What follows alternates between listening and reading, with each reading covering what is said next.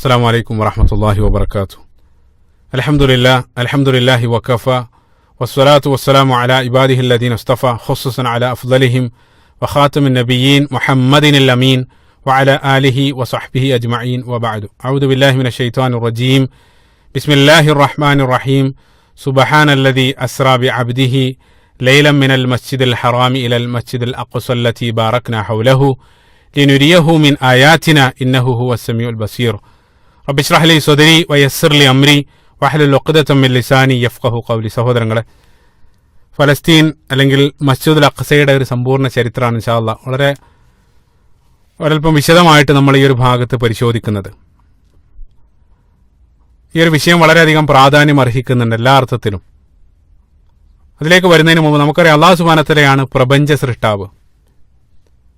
അപ്പോൾ പ്രപഞ്ചത്തിൽ അല്ലാഹു സുബ്ഹാനഹു വ തആല ഭൂമിയെ നമുക്ക് വേണ്ടി തെരഞ്ഞെടുത്തു. അതേപോലെ തന്നെ ഭൂമിയിലുള്ള കോടാനുകോടി മനുഷ്യരിൽ ചില ആളുകൾ അല്ലാഹു സുബ്ഹാനഹു വ തആല അവന്റെ ദൂതന്മാരായിട്ട് തെരഞ്ഞെടുത്തു. അതേപോലെ ഭൂമിക്കകത്ത് ഉള്ള ദിവസങ്ങൾക്കും മാസങ്ങൾക്കും സ്ഥലങ്ങൾക്കെല്ലാം അല്ലാഹു സുബ്ഹാനഹു വ തആല ചില ദിവസങ്ങൾക്കും മാസങ്ങൾക്കെല്ലാം ശ്രേഷ്ഠത കൽപ്പിച്ചു. അതുകൊണ്ട് തന്നെ ആ ദിവസങ്ങളെ നമ്മളും ശ്രേഷ്ഠമായിട്ട് കാണുകയാണ്. അപ്പോൾ വെള്ളിയാഴ്ച ദിവസം നമ്മൾ ശ്രേഷ്ഠത കൽപ്പിക്കാൻ കാരണം, അല്ലെങ്കിൽ ലൈലത്തുൽ ഖദർ അല്ലെങ്കിൽ അറഫ, ഈ ദിനങ്ങളെല്ലാം നമ്മൾ ശ്രേഷ്ഠത കൽപ്പിക്കാനുള്ള കാരണം അള്ളാഹു അതിനെ ശ്രേഷ്ഠമാക്കിയത് കൊണ്ടാണ്. റമദാൻ മാസത്തിന് നമ്മൾ ശ്രേഷ്ഠ നൽകാനുള്ള കാരണം അള്ളാഹു അതിനെ ശ്രേഷ്ഠമാക്കിയത് കൊണ്ടാണ്. അതേപോലെ അള്ളാഹു സുബ്ഹാനഹു വ തആല ശ്രേഷ്ഠത കൽപ്പിക്കപ്പെട്ട ഭൂമിയിലെ ചില പ്രദേശങ്ങളുണ്ട്. അള്ളാഹു സുബ്ഹാനഹു വ തആല ശ്രേഷ്ഠത കൽപ്പിക്കപ്പെട്ട ഏറ്റവും പ്രധാനപ്പെട്ട 3 സ്ഥലങ്ങൾ, ആ 3 സ്ഥലങ്ങളിൽ ഒന്നായ ബൈത്തുൽ മുഖദ്ദസ് അല്ലെങ്കിൽ മസ്ജിദുൽ അഖ്സയെ സംബന്ധിച്ചാണ് നമ്മളിവിടെ പരാമർശിക്കുന്നത്. ഈ ഒരു വിഷയത്തിന് പ്രാധാന്യം വേണ്ട പോലെ പല ആളുകളും ഗ്രഹിക്കാത്തത് ഈ വിഷയത്തിലുള്ള ഏറ്റവും വലിയൊരു പ്രതിസന്ധിയാണ്.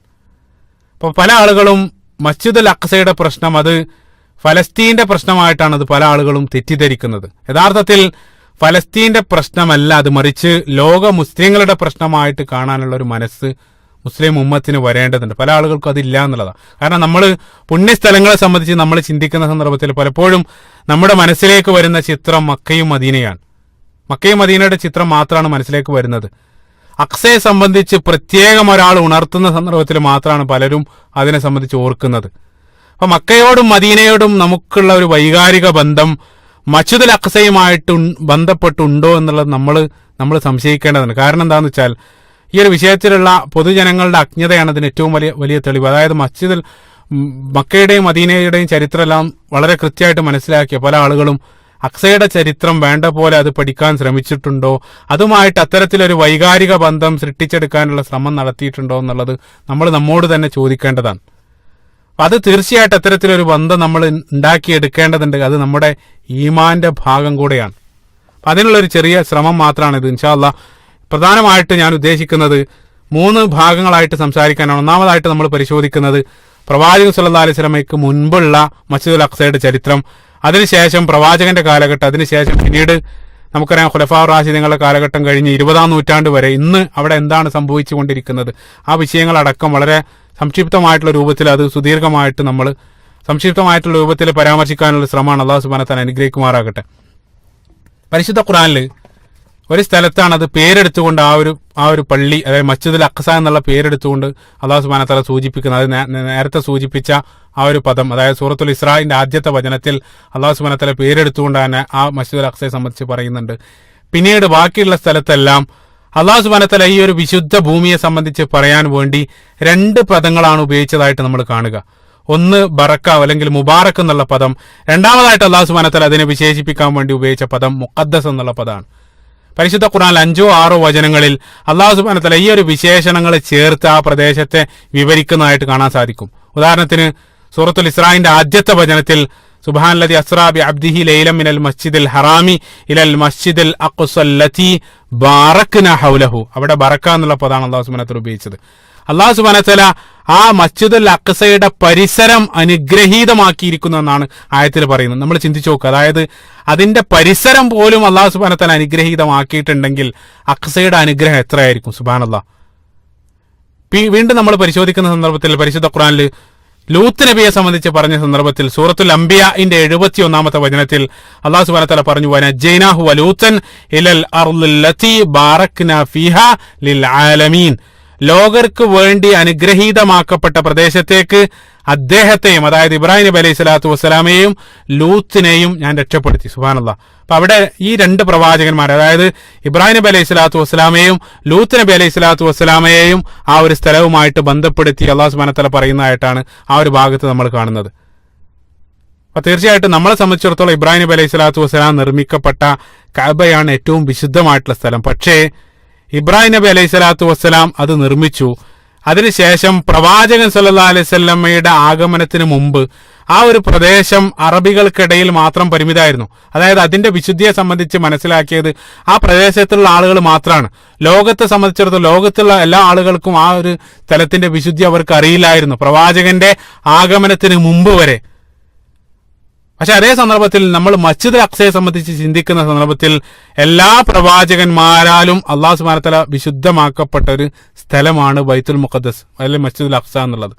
മനോഹരമായിട്ടുള്ള ഇബ്നു ഖയ്യിം റഹിമഹുല്ലാഹ് അദ്ദേഹത്തിന്റെ മനോഹരമായിട്ടുള്ള ഒരു പ്രസ്താവന നമ്മൾ ഇതിനോട് ചേർത്ത് വായിക്കേണ്ടതാണ്. അദ്ദേഹം പറഞ്ഞു, ഇബ്രാഹിം നബി അലൈഹി സ്വലാത്തു വസ്സലാം മക്ക വിശുദ്ധമാക്കി, പ്രവാചകൻ സല്ലല്ലാഹു അലൈഹി വസല്ലം മദീനയും വിശുദ്ധമാക്കി, അല്ലാഹു സുബ്ഹാനഹു വ തആല സ്വയം മസ്ജിദുൽ അഖ്സയെ വിശുദ്ധപ്പെടുത്തി. സുബ്ഹാനല്ലാഹ്. മനോഹരമായിട്ടുള്ള പ്രസ്താവന. അതെന്താന്ന് വെച്ചാൽ കൃത്യമായിട്ട് നമ്മൾ മനസ്സിലാക്കണം. എന്താണ് ഇവിടെ ഉദ്ദേശിക്കുന്നതെന്ന് വെച്ചാൽ ഇബ്രാഹിം നബി അലൈഹി സ്വലാത്തു വസ്സലാം വരുന്ന അദ്ദേഹം ഇബ്രാഹിം നബി അലൈഹി സ്വലാത്തു വസ്സലാം നിർമ്മിച്ചതിന് ശേഷമാണ് അത് വിശുദ്ധമായത്. അതേപോലെ തന്നെ നബി സല്ലല്ലാഹു അലൈഹി വസല്ലം മദീനയിലേക്ക് പോയി അവിടെ പ്രവാചകൻ വിശുദ്ധപ്പെടുത്തിയതിന് ശേഷമാണ് ആ ഒരു പ്രദേശം വിശുദ്ധാക്കിയത്. പക്ഷേ അതേ സന്ദർഭത്തിൽ മസ്ജിദുൽ അഖ്സ അത് വിശുദ്ധമായ അല്ലാഹു സുബ്ഹാനഹു വ തആല അതിനെ നേരിട്ട് വിശുദ്ധപ്പെടുത്തിയെന്നാണ് അദ്ദേഹം ഇവിടെ പറയുന്നത്. സുബ്ഹാനല്ലാഹ്. അതേപോലെ തന്നെ ഈ ആയത്തുമായിട്ട് ചേർത്ത് നമ്മൾ മനസ്സിലാക്കേണ്ട ഒരു കാര്യം, അല്ലാഹു സുബ്ഹാനഹു വ തആല ആയത്ത് അവസാനിപ്പിക്കുന്നത് ബാറക്നാ ഫീഹാ ലിൽ ആലമീൻ, ലോകർക്ക് വേണ്ടി അനുഗ്രഹീതമാക്കപ്പെട്ടു എന്നുള്ളതാണ്. വിചിത്രമായിട്ടുള്ള ഒരു കാര്യം എന്താന്ന് വെച്ചാൽ ഇന്ന് ലോകത്തുള്ള പ്രബലമായിട്ടുള്ള 3 മതങ്ങളും ഒരേപോലെ വിശുദ്ധമായിട്ട് കാണപ്പെടുന്ന ഭൂമിയിലെ ഒരേ ഒരു സ്ഥലമാണ് ജെറൂസലേം അല്ലെങ്കിൽ മസ്ജിദുൽ അഖ്സ സ്ഥിതി ചെയ്യുന്ന പ്രദേശം. അവിടെ നമ്മൾ പോയാൽ ജൂതന്മാരെ കാണാൻ സാധിക്കും, കാരണം അവരുടെ വിശുദ്ധ പ്രദേശമാണ്. അതേപോലെ തന്നെ മുസ്ലിങ്ങൾ അതേ സ്ഥലത്ത് വിശുദ്ധമായിട്ട് കണ്ട് അവിടെ സന്ദർശിക്കുന്നതായിട്ട് കാണാൻ സാധിക്കും. ക്രൈസ്തവരായിട്ടുള്ള ആളുകളും അവിടെ സന്ദർശിക്കുന്നതായിട്ട് കാണാൻ സാധിക്കും. അപ്പൊ ഭൂമിയിൽ മറ്റൊരു സ്ഥലവും ഇതേ രൂപത്തിൽ വിശുദ്ധമാക്കപ്പെട്ട ഒരു സ്ഥലമില്ല എന്നുള്ളത്. സുബ്ഹാനല്ലാഹ്. അപ്പൊ അതുകൊണ്ട് തന്നെ ആയത്തിൽ അല്ലാഹു സുബ്ഹാനഹു വ തആല പരാമർശം ബാറക്നാ ഫീഹാ ലിൽ ആലമീൻ എന്നുള്ള ആ ഒരു പരാമർശം എല്ലാ അർത്ഥത്തിലും വളരെയധികം പ്രാധാന്യം അർഹിക്കുന്നുണ്ട്. പിന്നീട് നമ്മൾ പരിശുദ്ധ ഖുർആൻ പരിശോധിക്കുന്ന സന്ദർഭത്തിൽ സുലൈമാൻ നബി അലൈഹി സ്വലാത്തു വസ്സലാമയെ സംബന്ധിച്ച് പറഞ്ഞ സന്ദർഭത്തിലും അല്ലാഹു സുബ്ഹാനഹു വ തആല അതേ സൂറത്തുൽ അംബിയാഇന്റെ 81-ാമത്തെ വചനത്തിൽ വലി സുലൈമാന റീഹ, സുലൈമാൻ നബി അലൈഹി സ്വലാത്തു വസ്സലാമക്ക് കാറ്റിനെ നാം കീഴ്പ്പെടുത്തി കൊടുത്തു. എന്തിന്? തജ്രി ബി അംരിഹി ഇലൽ അർളിൽ ലത്തി ബാറക്നാ ഫീഹ. സൂറത്തുൽ അംബിയാഇന്റെ 81-ാമത്തെ വചനം. നാം അനുഗ്രഹിക്കപ്പെട്ട പ്രദേശത്തേക്ക് സഞ്ചരിക്കാൻ വേണ്ടി അദ്ദേഹത്തിന് കാറ്റിനെ കീഴ്പ്പെടുത്തി എന്നാണ് പറയുന്നത്. അവിടെയും അല്ലാഹു സുബ്ഹാനഹു വ തആല ആ ഒരു പ്രദേശത്തെ സംബന്ധിച്ച് പറഞ്ഞപ്പോൾ ഉപയോഗിച്ച പദം ബാറക്നാ ഫീഹ എന്നുള്ളതാണ്. ബറക്ക എന്നുള്ള പദം അവിടെയും ചേർത്ത് ഉപയോഗിക്കുന്നതായിട്ട് നമുക്ക് കാണാൻ സാധിക്കും.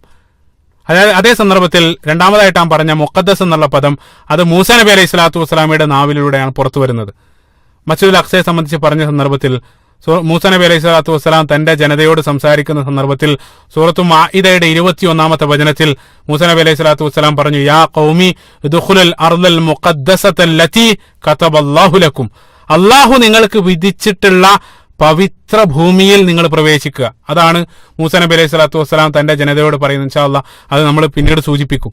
അപ്പൊ ചുരുക്കത്തിൽ അല്ലാഹു സുബ്ഹാനഹു വ തആല പരിശുദ്ധ ഖുർആനിൽ ഈ ഒരു ഭൂമിയെ സംബന്ധിച്ച് പറഞ്ഞ സന്ദർഭത്തിൽ അർദുൽ മുഖദ്ദസ് അല്ലെങ്കിൽ അർദുൽ മുബാറക്, അനുഗ്രഹീതമായിട്ടുള്ള ഭൂമി അല്ലെങ്കിൽ വിശുദ്ധ ഭൂമി എന്നുള്ള ഈ 2 രൂപത്തിൽ അല്ലാഹു സുബ്ഹാനഹു വ തആല ആ പ്രദേശത്തെ വിശേഷിപ്പിക്കുന്നതായിട്ട് കാണാൻ സാധിക്കും. സുബ്ഹാനല്ലാഹ്. പിന്നീട് അതിന്റെ ശ്രേഷ്ഠതയെ വിശദീകരിക്കുന്ന പ്രവാചക വചനങ്ങൾ നിരവധിയാണ്. അത് ഇൻഷാ അല്ലാഹ് പ്രവാചകന്റെ കാലഘട്ടവുമായിട്ട് ബന്ധപ്പെട്ട് നമ്മൾ സംസാരിക്കുന്ന സന്ദർഭത്തിൽ ഇൻഷാ അല്ലാഹ് അവിടെ സൂചിപ്പിക്കാം. അതിനു മുമ്പ് നബി സല്ലല്ലാഹു അലൈഹി വസല്ലമയുടെ ആഗമനത്തിന് മുമ്പുള്ള അതിന്റെ ആ ഒരു ചരിത്രം നമ്മൾ പരിശോധിക്കുന്ന സന്ദർഭത്തിൽ ഇമാം ബുഖാരി ധരിക്കപ്പെടുന്ന ഒരു ഹദീസ്, സ്വഹീഹുൽ ബുഖാരിയിൽ അബൂദറുൽ ഖിഫാരി റളിയല്ലാഹു അൻഹുവിൽ നിന്നും ധരിക്കപ്പെടുന്നതായിട്ടുള്ള ഹദീസ്. അദ്ദേഹം നബി സല്ലല്ലാഹു അലൈഹി വസല്ലമയോട് ചോദിച്ചു, പ്രവാചകരെ, അയ്യ മസ്ജിദിൻ ഉദിഅ ഫിൽ അർളി അവ്വൽ, ഭൂമിയിൽ ആദ്യമായിട്ട് സ്ഥാപിക്കപ്പെട്ട അള്ളാഹുവിന്റെ ഭവനം ഏതാണ്? അപ്പൊ നബി സല്ലല്ലാഹു അലൈഹി വസല്ലം മറുപടി പറഞ്ഞു, മസ്ജിദുൽ ഹറാം, മക്കയിലുള്ള മസ്ജിദുൽ ഹറാമാണ്. ശേഷം അബൂദർ അൽ ഗിഫാർ റളിയല്ലാഹു അൻഹു അദ്ദേഹം ചോദിച്ചു സുമ്മായി, പിന്നീട് ഏതാണ്? അപ്പൊ നബി സല്ലല്ലാഹു അലൈഹി വസല്ലം പറഞ്ഞു മസ്ജിദുൽ അഖ്സ. ഈ സന്ദർഭത്തിൽ അബൂദർ അൽ ഗിഫാർ അദ്ദേഹം ചോദിച്ചു കംകാന ബൈനഹുമ, അതിനിടയിൽ എത്ര വർഷത്തെ വിടവുണ്ടായിരുന്നു, എത്ര വർഷത്തെ ഗ്യാപ്പ് ഉണ്ടായിരുന്നു? അപ്പൊ നബി സല്ലല്ലാഹു അലൈഹി വസല്ലം പറഞ്ഞു 40 സനത്തൻ, 40 വർഷം. അപ്പൊ 40 വർഷത്തെ ഒരു കാലയളവിന് ഇടയിലാണ് ഈ രണ്ട് ഭവനങ്ങളും സ്ഥാപിക്കപ്പെട്ടത്. അപ്പൊ ഇബ്രാഹിം നബി അലൈഹി സ്വലാത്തു വസ്സലാമയും ഇസ്ഹാഖ് നബി അലൈഹി സ്വലാത്തു വസ്സലാമയുമാണ് ഈ രണ്ട് ഭവനങ്ങൾ സ്ഥാപിക്കപ്പെട്ടതെന്നാണ് പ്രബല ഭൂരിപക്ഷം പണ്ഡിതന്മാരും അഭിപ്രായപ്പെടുന്നത്. അതേ സന്ദർഭത്തിൽ ചെറിയ ന്യൂനപക്ഷം പ്രഗത്ഭരായിട്ടുള്ള പണ്ഡിതന്മാർ തന്നെ മറ്റൊരു അഭിപ്രായവും പറയുന്നതായിട്ട് കാണാൻ സാധിക്കും. അത് നമ്മൾ സാന്ദർഭികമായിട്ട് മനസ്സിലാക്കിയിരിക്കേണ്ടതുണ്ട്. അവരുടെ അഭിപ്രായ പ്രകാരം ഈ രണ്ട് ഭവനങ്ങളും മലക്കുകളാണ് പണിതത്. ഭൂമിയിൽ മലക്കുകൾ വന്നിട്ടാണ് ഈ രണ്ടും സ്ഥാപിക്കപ്പെട്ടത്. പിന്നീട് ഈ നൂഹ് നബി അലൈഹി സ്വലാത്തു വസ്സലാമയുടെ കാലത്ത് ആ ഒരു മഹാപ്രളയം വന്ന സന്ദർഭത്തിൽ അത് തകരുകയും പിന്നീട് അത് പുനർനിർമ്മിക്കാൻ വേണ്ടി അള്ളാഹു സുബ്ഹാനഹു വ തആല ഇബ്രാഹിം നബി അലൈഹി സ്വലാത്തു വസ്സലാമയോട് കൽപ്പിക്കപ്പെട്ടു എന്നാണ് പ്രഗത്ഭരായിട്ടുള്ള ചില പണ്ഡിതന്മാർ, ഇബ്നു കസീർ റഹിമഹുല്ലാഹ്, അതേപോലെ തന്നെ ഇമാം ഇബ്നു ഹജർ അസ്ഖലാനി, അദ്ദേഹത്തെ പോലെയുള്ള രണ്ട് പ്രഗത്ഭരായിട്ടുള്ള പണ്ഡിതന്മാർ ഈ ഒരു അഭിപ്രായത്തെയാണ് അവർ പിന്താങ്ങുന്നത്. അതിന് തെളിവായിട്ട് പറയുന്നത് ഇബ്രാഹിം നബി അലൈഹി സ്വലാത്തു വസ്സലാമയോട് കഅബ നിർമ്മിക്കാനുള്ള കൽപ്പന പറയുന്നതായിട്ട് ബന്ധപ്പെട്ട ആയത്തുകൾ നമ്മൾ പരിശോധിക്കുന്ന സന്ദർഭത്തിൽ, ഉദാഹരണത്തിന് സൂറത്തുൽ ബഖറയുടെ 127-ാമത്തെ വചനത്തിൽ വഇദ് യർഫഉ ഇബ്രാഹിമുൽ ഖവാഇദ മിനൽ ബൈത്ത്, അവിടെ യർഫഉ എന്നുള്ള പദമാണ്. അല്ലാഹു ഇബ്രാഹിം നബി അലൈഹി സ്വലാത്തു വസ്സലാം നിർമ്മിച്ചു എന്നല്ല, മറിച്ച് അത് ഉയർത്തി എന്നാണ് പറയുന്നത്. അപ്പൊ ഫൗണ്ടേഷൻ ഓൾറെഡി അവിടെ ഉണ്ടായിരുന്നു എന്നുള്ളതാണ് അവർ വാദിക്കുന്നത്. അതേപോലെ തന്നെ സൂറത്തുൽ ഹജ്ജിലും ഇതേ കാര്യം പറഞ്ഞ സന്ദർഭത്തിൽ വഇദ് ബവ്വഅനാ ലി ഇബ്രാഹീമ മക്കാനൽ ബൈത്ത്, ഇബ്രാഹിം നബി അലൈഹി സ്വലാത്തു വസ്സലാമക്ക് കഅബ നിർമ്മിക്കാനുള്ള സ്ഥലം ഞാൻ നിർണയിച്ചു കൊടുത്തു എന്നാണ് അവിടെയും പറയുന്നത്. അപ്പൊ അവരുടെ അഭിപ്രായ പ്രകാരം അത് ഓൾറെഡി അവിടെ ഉണ്ടായിരുന്നു, മറിച്ച് ഇബ്രാഹിം നബി അത് പുനർനിർമ്മിക്കുക മാത്രമാണ് ചെയ്തതെന്നാണ് ഈ ഒരു പണ്ഡിതന്മാരുടെ അഭിപ്രായം. ഏതായിരുന്നാലും ഭൂരിപക്ഷം പണ്ഡിതന്മാരും അഭിപ്രായപ്പെടുന്നത് അത് ഇബ്രാഹിം നബി അലൈഹി സ്വലാത്തു വസ്സലാമയും ഇസ്ഹാഖ് നബി അലൈഹി സ്വലാത്തു വസ്സലാമയും കൂടെ നിർമ്മിച്ചതാണ് എന്നുള്ളതാണ്. ഇബ്രാഹിം നബി അലൈഹി സ്വലാത്തു വസ്സലാമക്ക് നമുക്കറിയാം അദ്ദേഹത്തിന് 2 മക്കളാണ് ഉണ്ടായിരുന്നത്, ഒന്ന് ഇസ്മായിൽ, അതേപോലെ തന്നെ ഇസ്ഹാഖ്. അതിൽ ഇസ്ഹാഖിന്റെ മകനായിട്ടുള്ള യാക്കൂബ്, ആ യാക്കൂബിന്റെ മറ്റൊരു പേരാണ് ഇസ്രായേൽ എന്നുള്ളത്. അത് നമ്മൾ കൃത്യമായിട്ട് മനസ്സിലാക്കിയിരിക്കണം. എന്തുകൊണ്ടാണ് ഇസ്രായേൽ എന്ന് വിളിക്കുന്നത്, ആ പേരിന്റെ ഉത്ഭവമായിട്ട് ബന്ധപ്പെട്ട് നമ്മൾ മനസ്സിലാക്കേണ്ടതുണ്ട്. അപ്പൊ ഇബ്രാഹിം നബി അലൈഹി സ്വലാത്തു വസ്സലാമയുടെ മകനായ ഇസ്ഹാഖിന്റെ മകനായിട്ടുള്ള യാക്കൂബാണ് യഥാർത്ഥത്തിൽ ഇസ്രായേൽ എന്ന പേരിൽ അറിയപ്പെടുന്നത്. അദ്ദേഹത്തിന് ആ പേര് ലഭിച്ചതിന്റെ പിന്നിൽ രസകരമായിട്ടുള്ളൊരു കഥ നമുക്ക് ബൈബിളിൽ കാണാൻ സാധിക്കും. നമ്മൾ ആ കഥ വായിക്കുകയാണെങ്കിൽ അസ്താഫുറുല്ലാഹ് എന്ന് പറയേണ്ടി വരും. അത്രയും വിചിത്രമായിട്ടുള്ളൊരു കാര്യമാണ് ബൈബിളിൽ കാണാൻ സാധിക്കുന്നത്. എന്താന്ന് വെച്ചാൽ, ഒരിക്കൽ യാക്കൂബ് നബി അലൈഹി സ്വലാത്തു വസ്സലാം ഒരു വഴിയിലൂടെ നടക്കുന്ന സന്ദർഭത്തിൽ ദൈവം മനുഷ്യരൂപത്തിൽ പ്രത്യക്ഷപ്പെടുകയാണ്. അപ്പൊ വഴിയിൽ വെച്ച് ദൈവത്തെ കണ്ടുമുട്ടുന്ന അവസാനം അവർ തമ്മിൽ പരസ്പരം ഗുസ്തിയായി, പരസ്പരം മൽപ്പിടുത്തായിട്ട് അവർ തമ്മിൽ പരസ്പരം അടിയായി. അവസാനം ദൈവത്തെ യാക്കൂബ് ശക്തമായിട്ട് പിടിച്ചു വെക്കുകയാണ്. ആ സന്ദർഭത്തിൽ ദൈവം ഉറക്കെ വിളിച്ചു പറഞ്ഞു, എന്നെ വിട്, എനിക്ക് പോകാൻ സമയമായിട്ട്, നേരെ ഒരുപാട് ഇരുട്ടി, എനിക്ക് തിരിച്ചു പോകണം. ആ സന്ദർഭത്തിൽ യാക്കൂബ് പറഞ്ഞത്രേ, എന്നെ അനുഗ്രഹിക്കാതെ ഞാൻ നിങ്ങളെ വിടൂല, എനിക്ക് അനുഗ്രഹം നൽകണം, എങ്കിൽ മാത്രമേ ഞാൻ വിടുള്ളൂ. അപ്പോൾ ദൈവത്തെ ഭീഷണിപ്പെടുത്തിക്കൊണ്ട് അനുഗ്രഹം വാങ്ങുന്ന ഒരു അടിമ, അസ്തഗ്ഫിറുല്ലാഹ്, ഇതാണ് ബൈബിളിൽ എഴുതപ്പെട്ടത്. ആ സന്ദർഭത്തിൽ ദൈവം ചോദിക്കുകയാണ്, എന്താണ് നിന്റെ പേര്? അദ്ദേഹം പറഞ്ഞു യാക്കൂബ്. അപ്പൊ ദൈവം പറഞ്ഞു, ഇനി നിന്റെ പേര് യാക്കൂബ് എന്നല്ല, മറിച്ച് ഇസ്രായേൽ എന്നായിരിക്കും. കാരണം നീ ദൈവത്തോടും മനുഷ്യനോടും പൊരുതി ജയിച്ചിരിക്കുന്നു. അസ്തഗ്ഫിറുല്ലാഹ്, ഇതാണ് ബൈബിളിൽ എഴുതപ്പെട്ടതായിട്ട് നമ്മൾ കാണുക. കൃത്യമായിട്ടും നമുക്കറിയാം ബൈബിളിൽ ഇതേ രൂപത്തിലുള്ള കൈകടത്തലുകൾക്കുള്ള ഏറ്റവും നല്ല തെളിവാണ് ഉൽപ്പത്തി പുസ്തകത്തിലെ 32-ാമത്തെ അധ്യായത്തിലെ 20 മുതലുള്ള വചനങ്ങളിലാണ് ഈ ഒരു സംഭവം നമുക്ക് കാണാൻ സാധിക്കും. സുബ്ഹാനല്ലാഹ്. പിന്നീട് യാക്കൂബ് നബി അലൈഹി സ്വലാത്തു വസ്സലാമക്ക് അദ്ദേഹത്തിന് 12 മക്കളായിരുന്നു ഞാൻ പറഞ്ഞു. അദ്ദേഹത്തിന്റെ ആ 12 മക്കളുടെ ഗോത്രങ്ങളാണ് ബനു ഇസ്രായേൽ എന്ന പേരിൽ അറിയപ്പെട്ടത്. പ്രത്യേകം നമ്മൾ മനസ്സിലാക്കണം. യാക്കൂബ് നബി അലൈഹി സ്വലാത്തു വസ്സലാമയുടെ 12 മക്കളുടെ 12 ഗോത്രങ്ങളാണ് ബനു ഇസ്രായേൽ എന്ന പേരിൽ പിന്നീട് അറിയപ്പെട്ടത്. അപ്പൊ ഈ 12-ൽ ഏറ്റവും ശക്തമായിട്ടുള്ള ഗോത്രം അത് യൂദ എന്നറിയപ്പെടുന്ന ആളുടെ ഗോത്രമായിരുന്നു. അയാളുടെ ആ ഗോത്ര തലവന്റെ പേരാണ് യൂദ. അപ്പൊ ആ യൂദയുടെ ഗോത്രക്കാര് മറ്റുള്ള ആളുകളിൽ നിന്നും തങ്ങളെ വേർതിരിച്ചറിയാൻ വേണ്ടി അവർ സ്വയം യൂതന്മാരെന്ന് വിളിച്ചു. അവരെ വിളിച്ചത് യൂതന്മാരെന്നാണ്. ആ പദത്തിൽ നിന്നാണ് പിന്നീട് ജൂതൻ അല്ലെങ്കിൽ ജൂയിഷ് എന്നുള്ള പദം ഉണ്ടാകുന്നത്. അതായത് ജൂതന്മാരെന്നുള്ള പദം അത് യഥാർത്ഥത്തിൽ അത് നമ്മൾ ബൈബിൾ പഴയ നിയമത്തിലോ പുതിയ നിയമത്തിലോ എവിടെയും നമുക്ക് കാണാൻ സാധ്യമല്ല. മറിച്ച് ഇതാണ് അതിന്റെ ആ പദത്തിന്റെ ഉത്ഭവത്തിന് പിന്നിലുള്ള ചരിത്രം. ആ ഗോത്രക്കാർ സ്വയം വിളിച്ച ആ പേരാണ് പിന്നീട് ജൂതന്മാരെന്നുള്ള പേരിന്റെ ഉത്ഭവത്തിന് പിന്നിൽ. സുബ്ഹാനല്ലാഹ്. അപ്പൊ അതാണ് നമ്മൾ അതുമായിട്ട് ചേർത്ത് മനസ്സിലാക്കേണ്ടത്. പിന്നീട് നമുക്കറിയാം യാക്കൂബ് നബി അലൈഹി സ്വലാത്തു വസ്സലാം അദ്ദേഹം ആദ്യം താമസിച്ചത് ഫലസ്തീനിലായിരുന്നു. ഫലസ്തീൻ ബൈബിളിൽ കാനാൻ ദേശം എന്ന പേരിലാണ് അറിയപ്പെടുന്നത്. അപ്പൊ അവിടെ എന്തുകൊണ്ടാണ് യാക്കൂബ് നബി അലൈഹി സ്വലാത്തു വസ്സലാം, നമുക്കറിയാം യൂസുഫ് നബി അലൈഹി സ്വലാത്തു വസ്സലാമയുടെ ആ കഥയുടെ ലൊക്കേഷനൊക്കെ ഫലസ്തീനാണ്. സൂറത്ത് യൂസുഫ് നമ്മൾ വായിക്കുന്ന സന്ദർഭത്തിൽ ആദ്യം യൂസുഫ് നബി അലൈഹി സ്വലാത്തു വസ്സലാമയെ അദ്ദേഹത്തിന്റെ സഹോദരന്മാർ പോയി കിണറ്റിലിടുന്ന ആ സംഭവം അരങ്ങേറുന്നത് ഫലസ്തീനിൽ വെച്ചുകൊണ്ടാണ്. പിന്നീട് നമുക്കറിയാം യൂസുഫ് നബി അലൈഹി സ്വലാത്തു വസ്സലാം അദ്ദേഹം ഈജിപ്തിലെത്തുന്നു. ഈജിപ്തിലെത്തിയതിനു ശേഷം അദ്ദേഹം അവിടുത്തെ മന്ത്രിയായിട്ട് മാറുന്നു. ആ കഥയുടെ അവസാനത്തിൽ സൂറത്ത് യൂസുഫിൽ ആ കഥയുടെ അവസാനത്തിൽ യാക്കൂബ് നബി അലൈഹി സ്വലാത്തു വസ്സലാമയെയും തന്റെ സഹോദരന്മാരെയും യൂസുഫ് നബി അലൈഹി സ്വലാത്തു വസ്സലാം ഫലസ്തീനിൽ നിന്നും ഈജിപ്തിലേക്ക് ക്ഷണിക്കുന്നു. ആ ക്ഷണം സ്വീകരിച്ചുകൊണ്ട് പിതാവും അദ്ദേഹത്തിന്റെ സഹോദരന്മാരും ഈജിപ്തിലേക്ക് താമസം മാറുകയാണ്. പിന്നീട് അവിടെ ഈജിപ്തിലാണ് താമസിക്കുന്നത്. അതാണ് സൂറത്ത് യൂസുഫിൽ നമ്മൾ കാണുന്ന ചരിത്രം. പിന്നീട് നമ്മൾ അതിനുശേഷം മൂസാ നബി അലൈഹി സ്വലാത്തു വസ്സലാം ഈജിപ്തിൽ വരുന്നു. മൂസാ നബി അലൈഹി സ്വലാത്തു വസ്സലാം ഫിറഔന്റെ കാലഘട്ടത്തിലുണ്ടായ ക്രൂരത, അവസാനം ആ ക്രൂരതയിൽ നിന്ന് രക്ഷപ്പെടുത്തി മൂസാ നബി അലൈഹി സ്വലാത്തു വസ്സലാം ചെങ്കടൽ കടന്ന് അവര് മറുകരയിൽ എത്തിയ സന്ദർഭത്തിൽ അള്ളാഹു സുബ്ഹാനഹു വ തആല ആ ജനതയോട്, അതായത് ആ കടല് കടന്ന് ജനതയോട് അള്ളാഹു സുബ്ഹാനഹു വ തആല ആ പുണ്യഭൂമിയിൽ പ്രവേശിക്കാൻ വേണ്ടി അള്ളാഹു സുബ്ഹാനഹു വ തആല കൽപ്പിക്കുകയാണ്. ആ സന്ദർഭത്തിലാണ് നേരത്തെ പറഞ്ഞ ആയത്ത് വരുന്നത്. സൂറത്തുൽ മാഇദയുടെ 21-ാമത്തെ വചനത്തിൽ മൂസാ നബി അലൈഹി സ്വലാത്തു വസ്സലാം അവരോട് പറഞ്ഞു, യാ ഖൗമി ഉദ്ഖുലുൽ അർളൽ മുഖദ്ദസത്തല്ലതി കതബല്ലാഹു ലക്കും. അള്ളാഹു നിങ്ങളോട് ആ വിശുദ്ധ ഭൂമിയിൽ പ്രവേശിക്കാൻ വേണ്ടി കൽപ്പിക്കപ്പെട്ടിരിക്കുന്നു. സുബ്ഹാനല്ലാഹ്. ഈ ഒരു സൂറത്തുൽ മാഇദ മനോഹരാണ്. ഈ ഒരു ഭാഗം നിങ്ങൾ വായിച്ചു നോക്കുക. 22-ാമത്തെ ആയത്തിൽ മൂസാ നബി അലൈഹി സ്വലാത്തു വസ്സലാം അവരോട് ഇത് പറഞ്ഞ സന്ദർഭത്തിൽ അവർ പറഞ്ഞു, അവിടെയുള്ള ആളുകളൊക്കെ ഭയങ്കര ശക്തന്മാരാണ്, ഫലസ്തീനിലുള്ള ആളുകൾ. അതുകൊണ്ട് ഇന്ന ഫിഹ ഖൗമുൻ ജബ്ബാരീൻ, അവർ മുഴുവനും ശക്തരായിട്ടുള്ള ആളുകളാണ്. അതുകൊണ്ട് ഞങ്ങൾക്ക് പോകാൻ പേടിയാണ്. അവിടെയുള്ള ആളുകളൊക്കെ നീ തുരത്തി ഓടിക്കുകയാണെങ്കിൽ ഞങ്ങൾ അവിടെ പ്രവേശിക്കാം. സുബ്ഹാനല്ലാഹ്. അതുകൊണ്ട് അവസാനം അവർ പറഞ്ഞ അവരുടെ ധിക്കാരം നോക്കുക. അവർ പറഞ്ഞത് ഫദ്ഹബ് അൻത വറബ്ബുക ഖാതില ഇന്ന ഹഉനാ ഖാഇദൂൻ.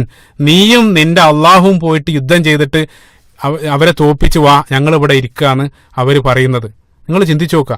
കടൽ പിളർന്ന ആ ദൃഷ്ടാന്തം നേർക്ക് നേരെ കണ്ടു വന്ന ഒരു സമൂഹമാണ് ഞങ്ങളുടെ ഇടയിൽ ജീവിച്ചിരിക്കുന്ന ഒരു പ്രവാചകന്റെ മുഖത്ത് നോക്കി ഒരു ധിക്കാരം പറയുന്നത്.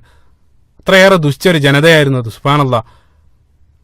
ആ ഒരു അത്രയും വരുന്ന ആ ജനസമൂഹത്തിൽ നിന്ന് 10,000-കണക്കിന് വരുന്ന അനുയായികളിൽ നിന്നും വെറും 2 പേര് മാത്രമാണ് മൂസാ നബി അലൈഹി സ്വലാത്തു വസ്സലാമയോട് കൂടെ പോകാൻ സന്നദ്ധമായത്. അതും സൂറത്തുൽ മാഇദയുടെ ആ ഭാഗത്ത് 23-ാമത്തെ ആയത്തിൽ ഖാല റജുലാനി മിനല്ലദീന യഖാഫൂന, അതിൽ അള്ളാഹുവിനെ ഭയക്കുന്ന 2 പേര് മാത്രം അതിന് സന്നദ്ധാവുകയാണ്. സുബ്ഹാനല്ലാഹ്. കഴിയെങ്കിൽ നിങ്ങൾ ആ സൂറത്തുൽ മാഇദയുടെ ആ ഭാഗം നിങ്ങളൊന്ന് വായിച്ചു നോക്കുക.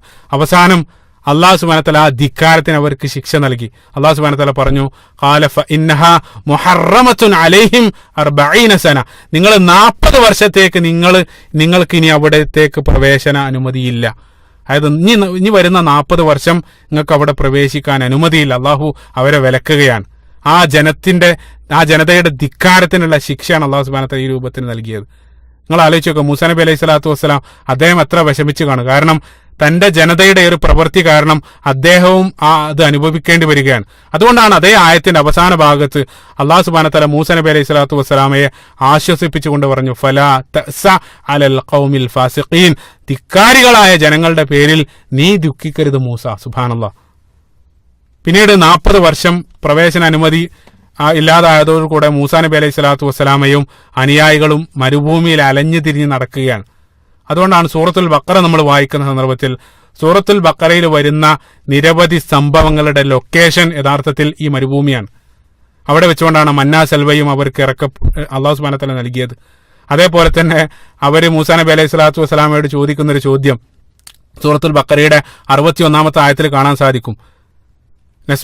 ലം നസ്ബിർ അലാ തുആമിൻ വാഹിദ് ഫദ്അ ലനാ റബ്ബക യുഖ്രിജ ലനാ മിമ്മാ തുംബിത്തുൽ അർളു മിൻ ബഖലിഹാ വഖിസാഇഹാ വഫൂമിഹാ വഅദസിഹാ എന്ന് തുടങ്ങുന്ന സുദീർഘമായിട്ടുള്ള ആയത്തുകൾ. മൂസയോട് അവർ പറയുകയാണ്, മൂസാ നബി അലൈഹി സ്വലാത്തു വസ്സലാമയോട് അവർ പറയുകയാണ്, ഞങ്ങൾക്ക് ഒരു ഭക്ഷണം പോരാ, ഞങ്ങൾക്ക് ചീരയും ഗോതമ്പും പയറും ഉള്ളിയും ഇതെല്ലാം കൃഷി ചെയ്ത് അല്ലെങ്കിൽ അതെല്ലാം മുളപ്പിച്ച് തരാൻ വേണ്ടി നീ നിന്റെ രക്ഷിതാവിനോട് പ്രാർത്ഥിക്കണം എന്ന് അവർ പറയുന്നതെല്ലാം അതേ മരുഭൂമിയിൽ വെച്ചിട്ടാണ്. അതേപോലെ തന്നെ പിന്നീട് വരുന്ന ആ പശുവിന്റെ സംഭവങ്ങളെല്ലാം അതെല്ലാം അരങ്ങേറുന്നത് ഈ ഒരു മരുഭൂമിയിൽ വെച്ചാണ് നമ്മൾ പ്രത്യേകം മനസ്സിലാക്കണം. അത് 40 വർഷമാണ് അല്ലാഹു സുബ്ഹാനഹു വ തആല വിലക്കിയത്. എന്താണ് 40 വർഷത്തിന്റെ കണക്ക്? അത് പ്രത്യേകം നമ്മൾ അറിയണം. അതിലുള്ള യുക്തി എന്താന്ന് വെച്ചാൽ ആ ഒരു ജനറേഷൻ കഴിഞ്ഞ് അടുത്ത ജനറേഷൻ, അടുത്ത തലമുറ വരാനുള്ള ആ ഒരു കാലഘട്ടം ആയിരിക്കണം ഒരുപക്ഷെ 40 വർഷം. അല്ലാഹു ആലം. ഏതായിരുന്നാലും ആ ഒരു പ്രദേശത്ത് വെച്ചുകൊണ്ട് ആ അലച്ചിലിനിടയിൽ തന്നെയാണ് മൂസാ നബി അലൈഹി സ്വലാത്തു വസ്സലാം മരണപ്പെടുന്നത്.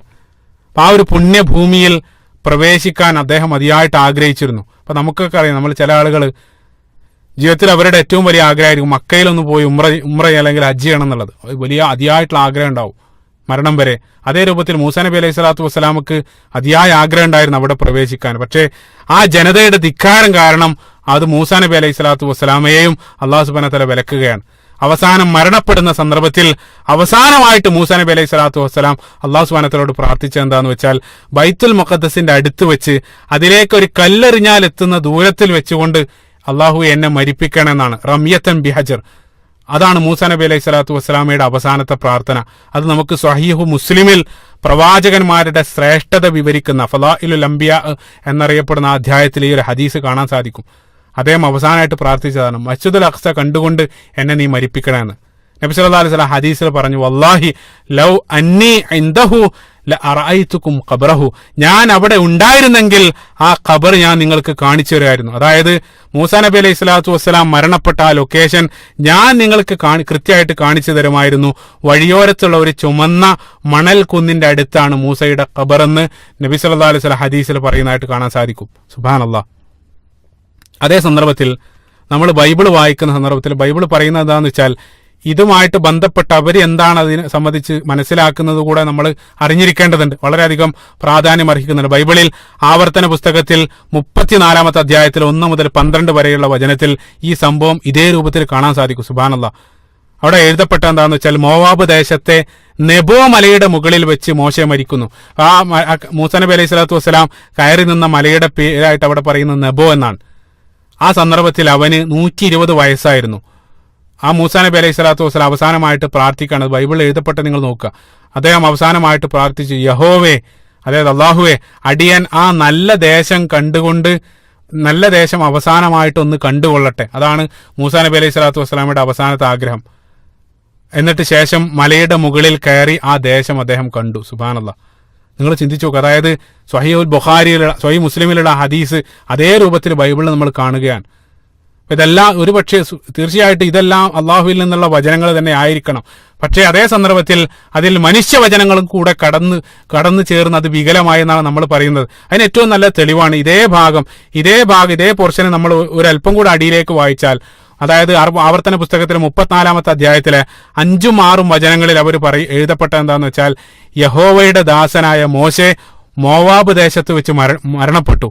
എങ്കിലും ഇന്ന് വരെയും അവന്റെ ശവക്കുഴിയുടെ സ്ഥലം ഒരാളും അറിയില്ല. സുബ്ഹാനല്ലാഹ്. നിങ്ങൾ ചിന്തിച്ചു നോക്കുക. അതായത് മൂസാ നബി അലൈഹി സ്വലാത്തു വസ്സലാമക്ക് അള്ളാഹു സുബ്ഹാനഹു വ തആല അവതരിപ്പിക്കപ്പെട്ട വേദഗ്രന്ഥത്തിലാണത്ര ഈ പറയുന്നത്. അതായത് മൂസാ നബി അലൈഹി സ്വലാത്തു വസ്സലാം മരണപ്പെട്ടു, അദ്ദേഹത്തിന്റെ ഖബർ എവിടെയാണെന്ന് ഇന്ന് വരെ ആർക്കും അറിയില്ല എന്ന് അള്ളാഹു മൂസാ നബി അലൈഹി സ്വലാത്തു വസ്സലാമക്ക് അവതരിപ്പിക്കപ്പെട്ട വേദഗ്രന്ഥത്തിൽ എങ്ങനെയാണ് എഴുതപ്പെടുക? നിങ്ങൾ ചിന്തിച്ചു നോക്കുക. തീർച്ചയായിട്ടും അത് പിന്നീട് എഴുതി ചേർത്താന്ന് വളരെ കൃത്യമാണ്.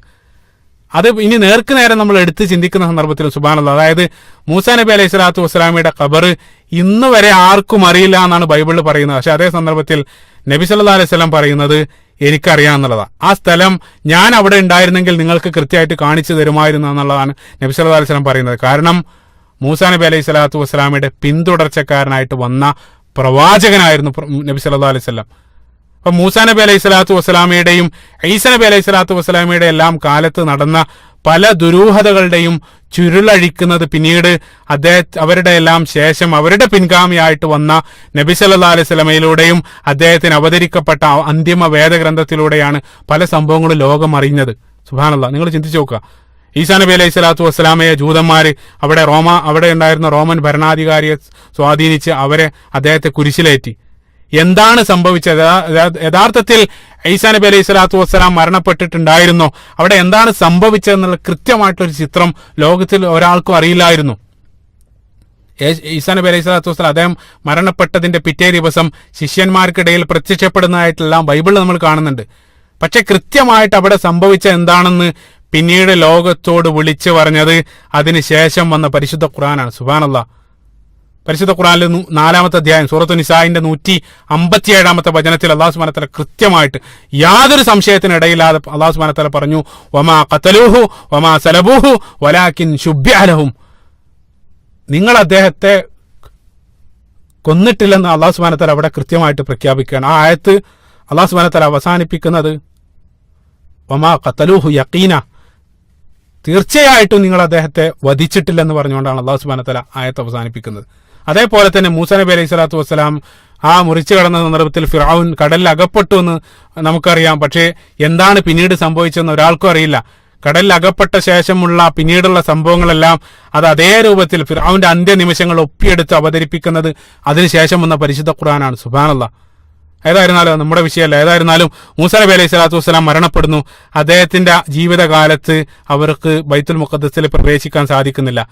പിന്നീട് മൂസാ നബി അലൈഹി സ്വലാത്തു വസ്സലാമയുടെ ഭൃത്യനായ യൂഷ അലൈഹി സ്വലാത്തു വസ്സലാം, യൂഷ ബിൻ നൂൻ എന്നറിയപ്പെടുന്ന വ്യക്തിയാണ്, ആ പ്രവാചകനാണ് പിന്നീട് കടന്നു വരുന്നത്. ആരാണ് യൂഷ? നമുക്കറിയാം, സൂറത്തുൽ കഹ്ഫ് നമ്മൾ വായിക്കുന്ന സന്ദർഭത്തിൽ ഖിദർ നബി അലൈഹി സ്വലാത്തു വസ്സലാമയുടെ കഥ പറഞ്ഞ സന്ദർഭത്തിൽ അവിടെ മൂസാ നബി അലൈഹി സ്വലാത്തു വസ്സലാം ഖിദർ നബിയുടെ അടുത്തേക്ക് സഞ്ചരിക്കുന്ന സന്ദർഭത്തിൽ കൂടെ ഒരു ഭൃത്യൻ സഞ്ചരിക്കുന്നതായിട്ട് സൂറത്തുൽ കഹ്ഫിൽ പറയുന്നുണ്ട്. സൂറത്തുൽ കഹ്ഫിൽ 60-ാമത്തെ വചനത്തിൽ വഇദ് ഖാല മൂസ ലി ഫതാഹു, മൂസാ നബി അലൈഹി സ്വലാത്തു വസ്സലാം തന്റെ ഭൃത്യനോട് പറഞ്ഞ സന്ദർഭം. ഭൃത്യൻ ആരാണെന്ന് സൂറത്തുൽ കഹ്ഫിൽ പറയുന്നില്ല. പക്ഷേ അതേ സന്ദർഭത്തിൽ അതേ സംഭവത്തെ വിവരിക്കുന്ന സ്വഹീഹ് മുസ്ലിമിലുള്ള സുദീർഘമായിട്ടുള്ള ഹദീസ്, സഈദ് ബിൻ ജുബൈർ റളിയല്ലാഹു അൻഹുവിൽ നിന്ന് ഉദ്ധരിക്കപ്പെടുന്ന ഹദീസിൽ കൃത്യമായിട്ട് കാണാൻ സാധിക്കും. ഫൻതലഖ മഅഹു ഫതാഹു വഹുവ യൂഷ ബിൻ നൂൻ. മൂസാ നബി അലൈഹി സ്വലാത്തു വസ്സലാമയുടെ കൂടെ പോയ ആ ഭൃത്യൻ അത് യൂഷ ബിൻ നൂൻ ആണെന്ന് സ്വഹീഹ് മുസ്ലിമിലുള്ള ഹദീസിൽ കാണാൻ സാധിക്കും. യൂഷ ബിൻ നൂൻ അദ്ദേഹം അലൈഹി സ്വലാത്തു വസ്സലാം അദ്ദേഹം സൈന്യവുമായിട്ട് മസ്ജിദുൽ അഖ്സ കീഴടക്കാൻ പോകുന്നു. അദ്ദേഹം പോയതൊരു വെള്ളിയാഴ്ച ദിവസമായിരുന്നു. അപ്പോൾ വെള്ളിയാഴ്ച ദിവസം യുദ്ധം അവർക്ക് എല്ലാ അർത്ഥത്തിലും അനുകൂലമായിരുന്നു. പക്ഷേ സൂര്യൻ അസ്തമിക്കാനുള്ള സമയമായി. അപ്പം അസ്തമിച്ച് കഴിഞ്ഞാൽ അവർ യുദ്ധം നിർത്തണം. കാരണം എന്താണെന്ന് വെച്ചാൽ വെള്ളിയാഴ്ച കഴിഞ്ഞാൽ പിന്നീട് വരുന്നത് ശനിയാഴ്ചയാണ്. ശനി എന്നുള്ളത് ബനൂ ഇസ്രായേലിനെ സംബന്ധിച്ചിടത്തോളം സബത്ത് ദിനാണ്. അപ്പോൾ അവരുടെ ശരീഅത്ത് പ്രകാരം ശനിയാഴ്ച യുദ്ധം പാടില്ല. അതുകൊണ്ട് തന്നെ സൂര്യൻ അസ്തമിക്കുന്നതിന് മുമ്പ് തന്നെ ആ യുദ്ധം തീരണമെന്ന് അദ്ദേഹം ആഗ്രഹിക്കുകയാണ്. അതിനുവേണ്ടി അദ്ദേഹം സൂര്യനെ നോക്കിക്കൊണ്ട് അദ്ദേഹം പറഞ്ഞു. കൃത്യമായിട്ട് നിങ്ങൾ മനസ്സിലാക്കണം, സ്വഹീഹുൽ ബുഖാരിയിൽ ഉദ്ധരിക്കപ്പെടുന്ന സംഭവമാണിത്.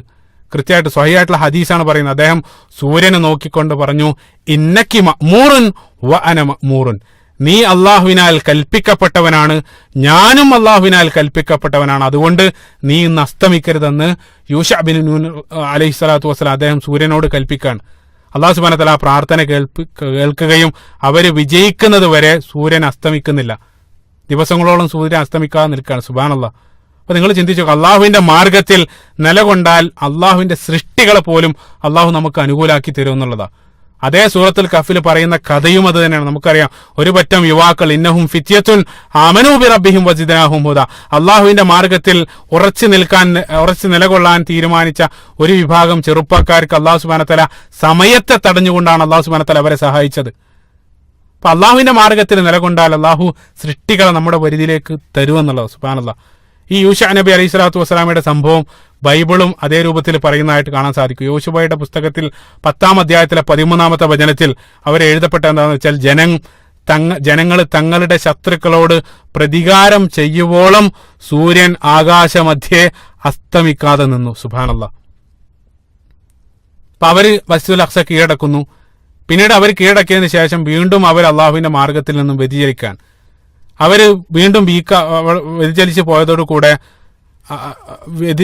അള്ളാഹുവിന്റെ മാർഗത്തിൽ അവർ പിന്നോട്ട് പോയ സന്ദർഭത്തിൽ അവരുടെ കയ്യിൽ നിന്നും അമാലിക്കുകളുടെ രാജാവായിട്ടുള്ള ജാലൂത്ത് ആ മസ്ജിദുൽ അഖ്സ അവരിൽ നിന്നും തിരിച്ചു പിടിക്കാൻ ആ താലൂത്ത് മസ്ജിദുൽ അഖ്സ കീഴടക്കുന്നു. ആ സന്ദർഭത്തിൽ താലൂത്തിനെ കീഴടക്കാൻ വേണ്ടി അള്ളാഹു സുബ്ഹാനഹു വ തആല മറ്റൊരു ആളെ ത്വാലൂത്തിനെ അവരിലേക്ക് അയക്കുകയാണ്. ഈ ത്വാലൂത്തും ജാലൂത്തും തമ്മിൽ യുദ്ധം നടക്കുകയാണ്. സൂറത്തുൽ ബഖറയുടെ 246 മുതലുള്ള വചനങ്ങളിൽ ഈ സംഭവം കൃത്യമായിട്ട് കാണാൻ സാധിക്കും. താലൂത്തും ജാലൂത്തും തമ്മിൽ ഏറ്റുമുട്ടുന്നു. അവസാനം ഈ താലൂത്തിന്റെ സൈന്യം അവര് മസ്ജിദുൽ അഖ്സ തിരിച്ചു പിടിക്കുകയാണ്. ഈ താലൂത്തിന്റെ സൈന്യത്തിൽ ഒരു ചെറുപ്പക്കാരനായിട്ടൊരു വ്യക്തി ഉണ്ടായിരുന്നു. അദ്ദേഹമാണ് ദാവീദ് അല്ലെങ്കിൽ ദാവൂദ് നബി അലൈഹി സ്വലാത്തു വസ്സലാം. അദ്ദേഹം വളരെ ചെറുപ്പമായിരുന്നു ആ സന്ദർഭത്തിൽ. പിന്നീട് താലൂത്തിന്റെ മരണശേഷം ദാവൂദ് നബി അലൈഹി സ്വലാത്തു വസ്സലാം ആ പ്രദേശത്തിന്റെ രാജാവായിട്ട് മാറുകയാണ്. ബനൂ ഇസ്രായേലിന്റെ ചരിത്രത്തിൽ ഏറ്റവും വളരെ പ്രധാനപ്പെട്ട ഒരു കാലഘട്ടം കൂടെയാണ് ദാവൂദ് നബി അലൈഹി സ്വലാത്തു വസ്സലാമിന്റെ ഭരണകാലം.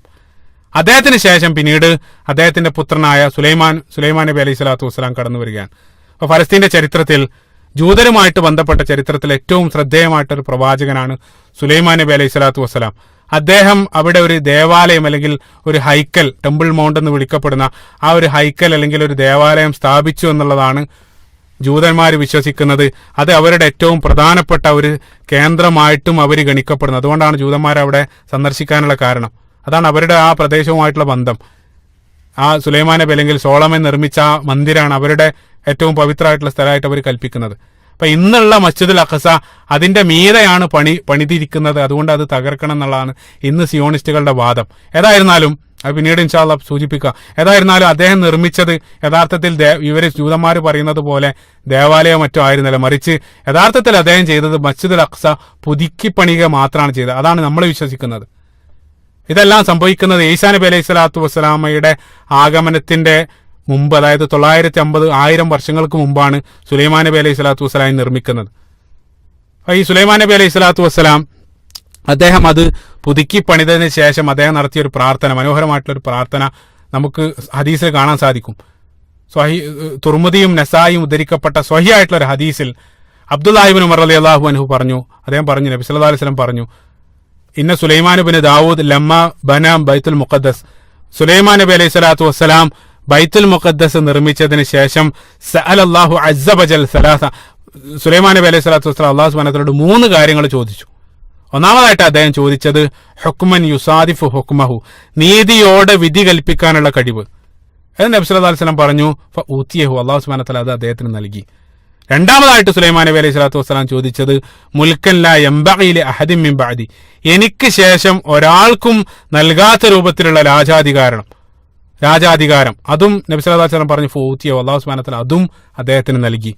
മൂന്നാമതായിട്ട് സുലൈമാൻ നബി അലൈഹി സ്വലാത്തു വസ്സലാം ചോദിച്ചത് അള്ളാഹുവിന്റെ പ്രീതി മാത്രം ആഗ്രഹിച്ച് ആരെങ്കിലും അവിടെ വന്ന്, അതായത് ബൈത്തുൽ മുഖദ്ദസിൽ വന്നുകൊണ്ട് നമസ്കരിച്ചു പോയാൽ ഖറജ മിൻ ഖതീഅതിഹി കയൗമി വലത്തുഹു ഉമ്മു, അവന്റെ മാതാവ് പ്രസവിച്ച ദിവസം പോലെ അവന്റെ പാപങ്ങൾ മുഴുവനും മായ്ക്കപ്പെടട്ടെ എന്നാണ് സുലൈമാൻ നബി അലൈഹി സ്വലാത്തു വസ്സലാമയുടെ മൂന്നാമത്തെ പ്രാർത്ഥന. അതായത് ഹജ്ജ് പോലെയുള്ള പ്രതിഫലം ലഭിക്കട്ടെ എന്ന് നബി സല്ലല്ലാഹു അലൈഹി വസല്ലം ഹദീസ് പറഞ്ഞതിന് ശേഷം പറയുകയാണ്, ആദ്യത്തെ 2 പ്രാർത്ഥനയും അല്ലാഹു സുബ്ഹാനഹു വ തആല സ്വീകരിച്ചു, മൂന്നാമത്തേതും സ്വീകരിക്കണമെന്ന് ഞാൻ ആഗ്രഹിക്കുന്നു. അതായത് ചുരുക്കത്തിൽ നബി സല്ലല്ലാഹു അലൈഹി വസല്ലം ആ പ്രാർത്ഥനയ്ക്ക് ആമീൻ പറയുകയാണ്. സുബ്ഹാനല്ലാഹ്. ഈ ഒരു ഹദീസ് ഉദ്ധരിച്ച മനോഹരമായിട്ടുള്ള സംഭവം എന്താണെന്ന് വെച്ചാൽ, ഹദീസ് ഉദ്ധരിച്ച ഇബ്നു ഉമർ റളിയല്ലാഹു അൻഹു ഈ ഒരു ഹദീസ് കേട്ടതിന് ശേഷം അദ്ദേഹം പല സന്ദർഭത്തിലും മദീനയിൽ നിന്ന് കിലോമീറ്ററുകളോളം യാത്ര ചെയ്ത് ഈ ഒരു കൂലി കിട്ടാൻ വേണ്ടി അദ്ദേഹം 2 റക്അത്ത് നമസ്കരിച്ച് തിരിച്ചു വരുമായിരുന്നു അത്ര. സുബ്ഹാനല്ലാഹ്. എത്രത്തോളം എന്ന് വെച്ചാൽ അദ്ദേഹം അവിടെ നിന്ന് ഒരു ഗ്ലാസ് വെള്ളം പോലും കുടിക്കാതെയാണ് അദ്ദേഹം തിരിച്ചു വരിക. കാരണം ആ നിസ്കരിക്കാൻ വേണ്ടി മാത്രം, അതിനു വേണ്ടി മാത്രമാണ് ഞാൻ വന്നു എന്നുള്ള ആ ഒരു നെയ്യത്ത് കാത്തു സൂക്ഷിക്കാൻ വേണ്ടി അദ്ദേഹം വെള്ളം പോലും കുടിക്കില്ലായിരുന്നല്ല. സുബ്ഹാനല്ലാഹ്. യഥാർത്ഥത്തിൽ അതിന്റെ ആവശ്യമില്ല, പക്ഷേ അതായിരുന്നു സ്വഹാബത്ത്. അതാണ് അവരെ നമ്മളിൽ നിന്നും വ്യത്യസ്തമാക്കുന്നത്. സുബ്ഹാനല്ലാഹ്. പിന്നീട് സുലൈമാൻ നബി അലൈഹി സ്വലാത്തു വസ്സലാമയുടെ കാലത്തിന് ശേഷം വീണ്ടും അവർ ധിക്കാരം അല്ലെങ്കിൽ ദുർബലരാവുകയാണ്. ആ സന്ദർഭത്തിൽ, അതായത് ഈസാ നബി അലൈഹി സ്വലാത്തു വസ്സലാമയുടെ ആഗമനത്തിന്റെ 590 വർഷങ്ങൾക്ക് മുമ്പ് ബാബിലോണിയക്കാരനായിട്ടുള്ള ഒരു രാജാവ്, അതായത് അദ്ദേഹത്തിന്റെ പേര് നബൂഖദ്നസർ എന്നാണ് അദ്ദേഹത്തിന്റെ പേര്.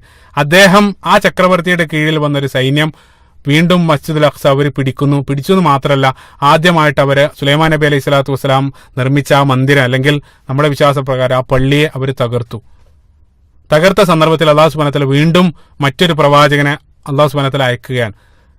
ബനു ഇസ്രായേലിൽ നമുക്കറിയാം, നബി സല്ലല്ലാഹു അലൈഹി വസല്ലം തന്നെ പറഞ്ഞു, കുല്ലമ ഹലക നബിയുൻ ഖലഫ നബിയുൻ, ഒരു പ്രവാചകൻ മരണപ്പെട്ടാൽ ഉടൻ തന്നെ അല്ലാഹു സുബ്ഹാനഹു വ തആല അടുത്ത പ്രവാചകനെ അവരിലേക്ക് അയക്കും. അപ്പോൾ തുടരെ അള്ളാഹു അവരിലേക്ക് പ്രവാചകന്മാരെ അയച്ചുകൊണ്ടിരുന്നു. മറ്റൊരു പ്രവാചകൻ വരുന്നു, അതിലൂടെ അവർ ശക്തി പ്രാപിക്കുകയും പിന്നീട് വീണ്ടും അവരത് തിരിച്ചു പിടിക്കുകയാണ്. ആ തിരിച്ചു പിടിച്ചതിന് ശേഷമാണ് പിന്നീട് സൂറത്ത് മറിയമിന്റെ തുടക്കത്തിൽ പറയുന്ന സംഭവങ്ങളെല്ലാം പിന്നീട് അരങ്ങേറുന്നത്. സക്കരിയ നബി അലൈഹി സ്വലാത്തു വസ്സലാം പ്രാർത്ഥിച്ച മിഹ്റാബ്, അദ്ദേഹത്തിന്റെ കുട്ടിക്ക് വേണ്ടിയുള്ള പ്രാർത്ഥന, അതേപോലെ തന്നെ മറിയം സലാമുൻ അലിഹ അവര് താമസിച്ച ആ ഭവനം, കുല്ലമാ ദഖല അലിഹ മിഹ്റാബ് വജദ ഇൻദഹ റിസ്ഖ, സൂറത്തു മറിയം തുടക്കത്തിൽ നമ്മൾ വായിക്കുന്ന സന്ദർഭത്തിൽ ആ സൂറത്തു മറിയമിൽ പറയുന്ന മറിയം സലാമുൻ അലിഹ അവര് ഇരുന്ന മിഹ്റാബ്, അതേപോലെ തന്നെ യഹ്യാ നബി അലൈഹി സ്വലാത്തു വസ്സലാം പ്രബോധനം ചെയ്ത സ്ഥലമെല്ലാം ഇതേ ബൈത്തുൽ മുഖദ്ദസ് ആയിരുന്നു. സുബ്ഹാനല്ലാഹ്. അവിടെ വെച്ചുകൊണ്ട് തന്നെയാണ് ജിബ്രീൽ അലൈഹി സ്വലാത്തു വസ്സലാം വന്നുകൊണ്ട് മറിയം സലാമുൻ അലൈഹി അവരോട് ആ കുഞ്ഞുണ്ടാകാൻ പോകുന്ന സന്തോഷ വാർത്ത അല്ലെങ്കിൽ ആ ഒരു വാർത്ത അറിയിച്ചതെല്ലാം അതേ ലൊക്കേഷനിൽ വെച്ചുകൊണ്ടാണ്. അതെല്ലാം സംഭവിക്കുന്നത് അവിടെ വെച്ചുകൊണ്ടാണ്. അതേപോലെ തന്നെ പിന്നീട് ഈസാ നബി അലൈഹി സ്വലാത്തു വസ്സലാമയുടെ പ്രബോധനം ചെയ്ത സ്ഥലവും അത് തന്നെയാണ്. സുബ്ഹാനല്ലാഹ്. അതിനുശേഷം അതായത് ഈസാ നബി അലൈഹി സ്വലാത്തു വസ്സലാമയുടെ കാലഘട്ടത്തിലും ബനൂ ഇസ്രായേൽ അവരുടെ ധിക്കാരം തുടരുകയാണ്. അവരെത്രത്തോളം എന്ന് വെച്ചാൽ അവര് അള്ളാഹുവിന്റെ പ്രവാചകന്മാരെ പോലും വധിക്കുകയും ചെയ്തു. അവർ വധിച്ചു. യഹ്യാ നബി അലൈഹി സ്വലാത്തു വസ്സലാമയെ അവർ വധിച്ചു. ഈസാ നബി അലൈഹി സ്വലാത്തു വസ്സലാമയെ ഒരു ജാരസന്തതിയായിട്ട് നഊദു ബില്ലാഹ് അവർ കണ്ട് അദ്ദേഹത്തെ വധിക്കാനുള്ള ശ്രമം അവർ നടത്തി. പക്ഷേ ആ ശ്രമം പരാജയപ്പെട്ടു എന്നുള്ളത് ഞാൻ പറഞ്ഞു.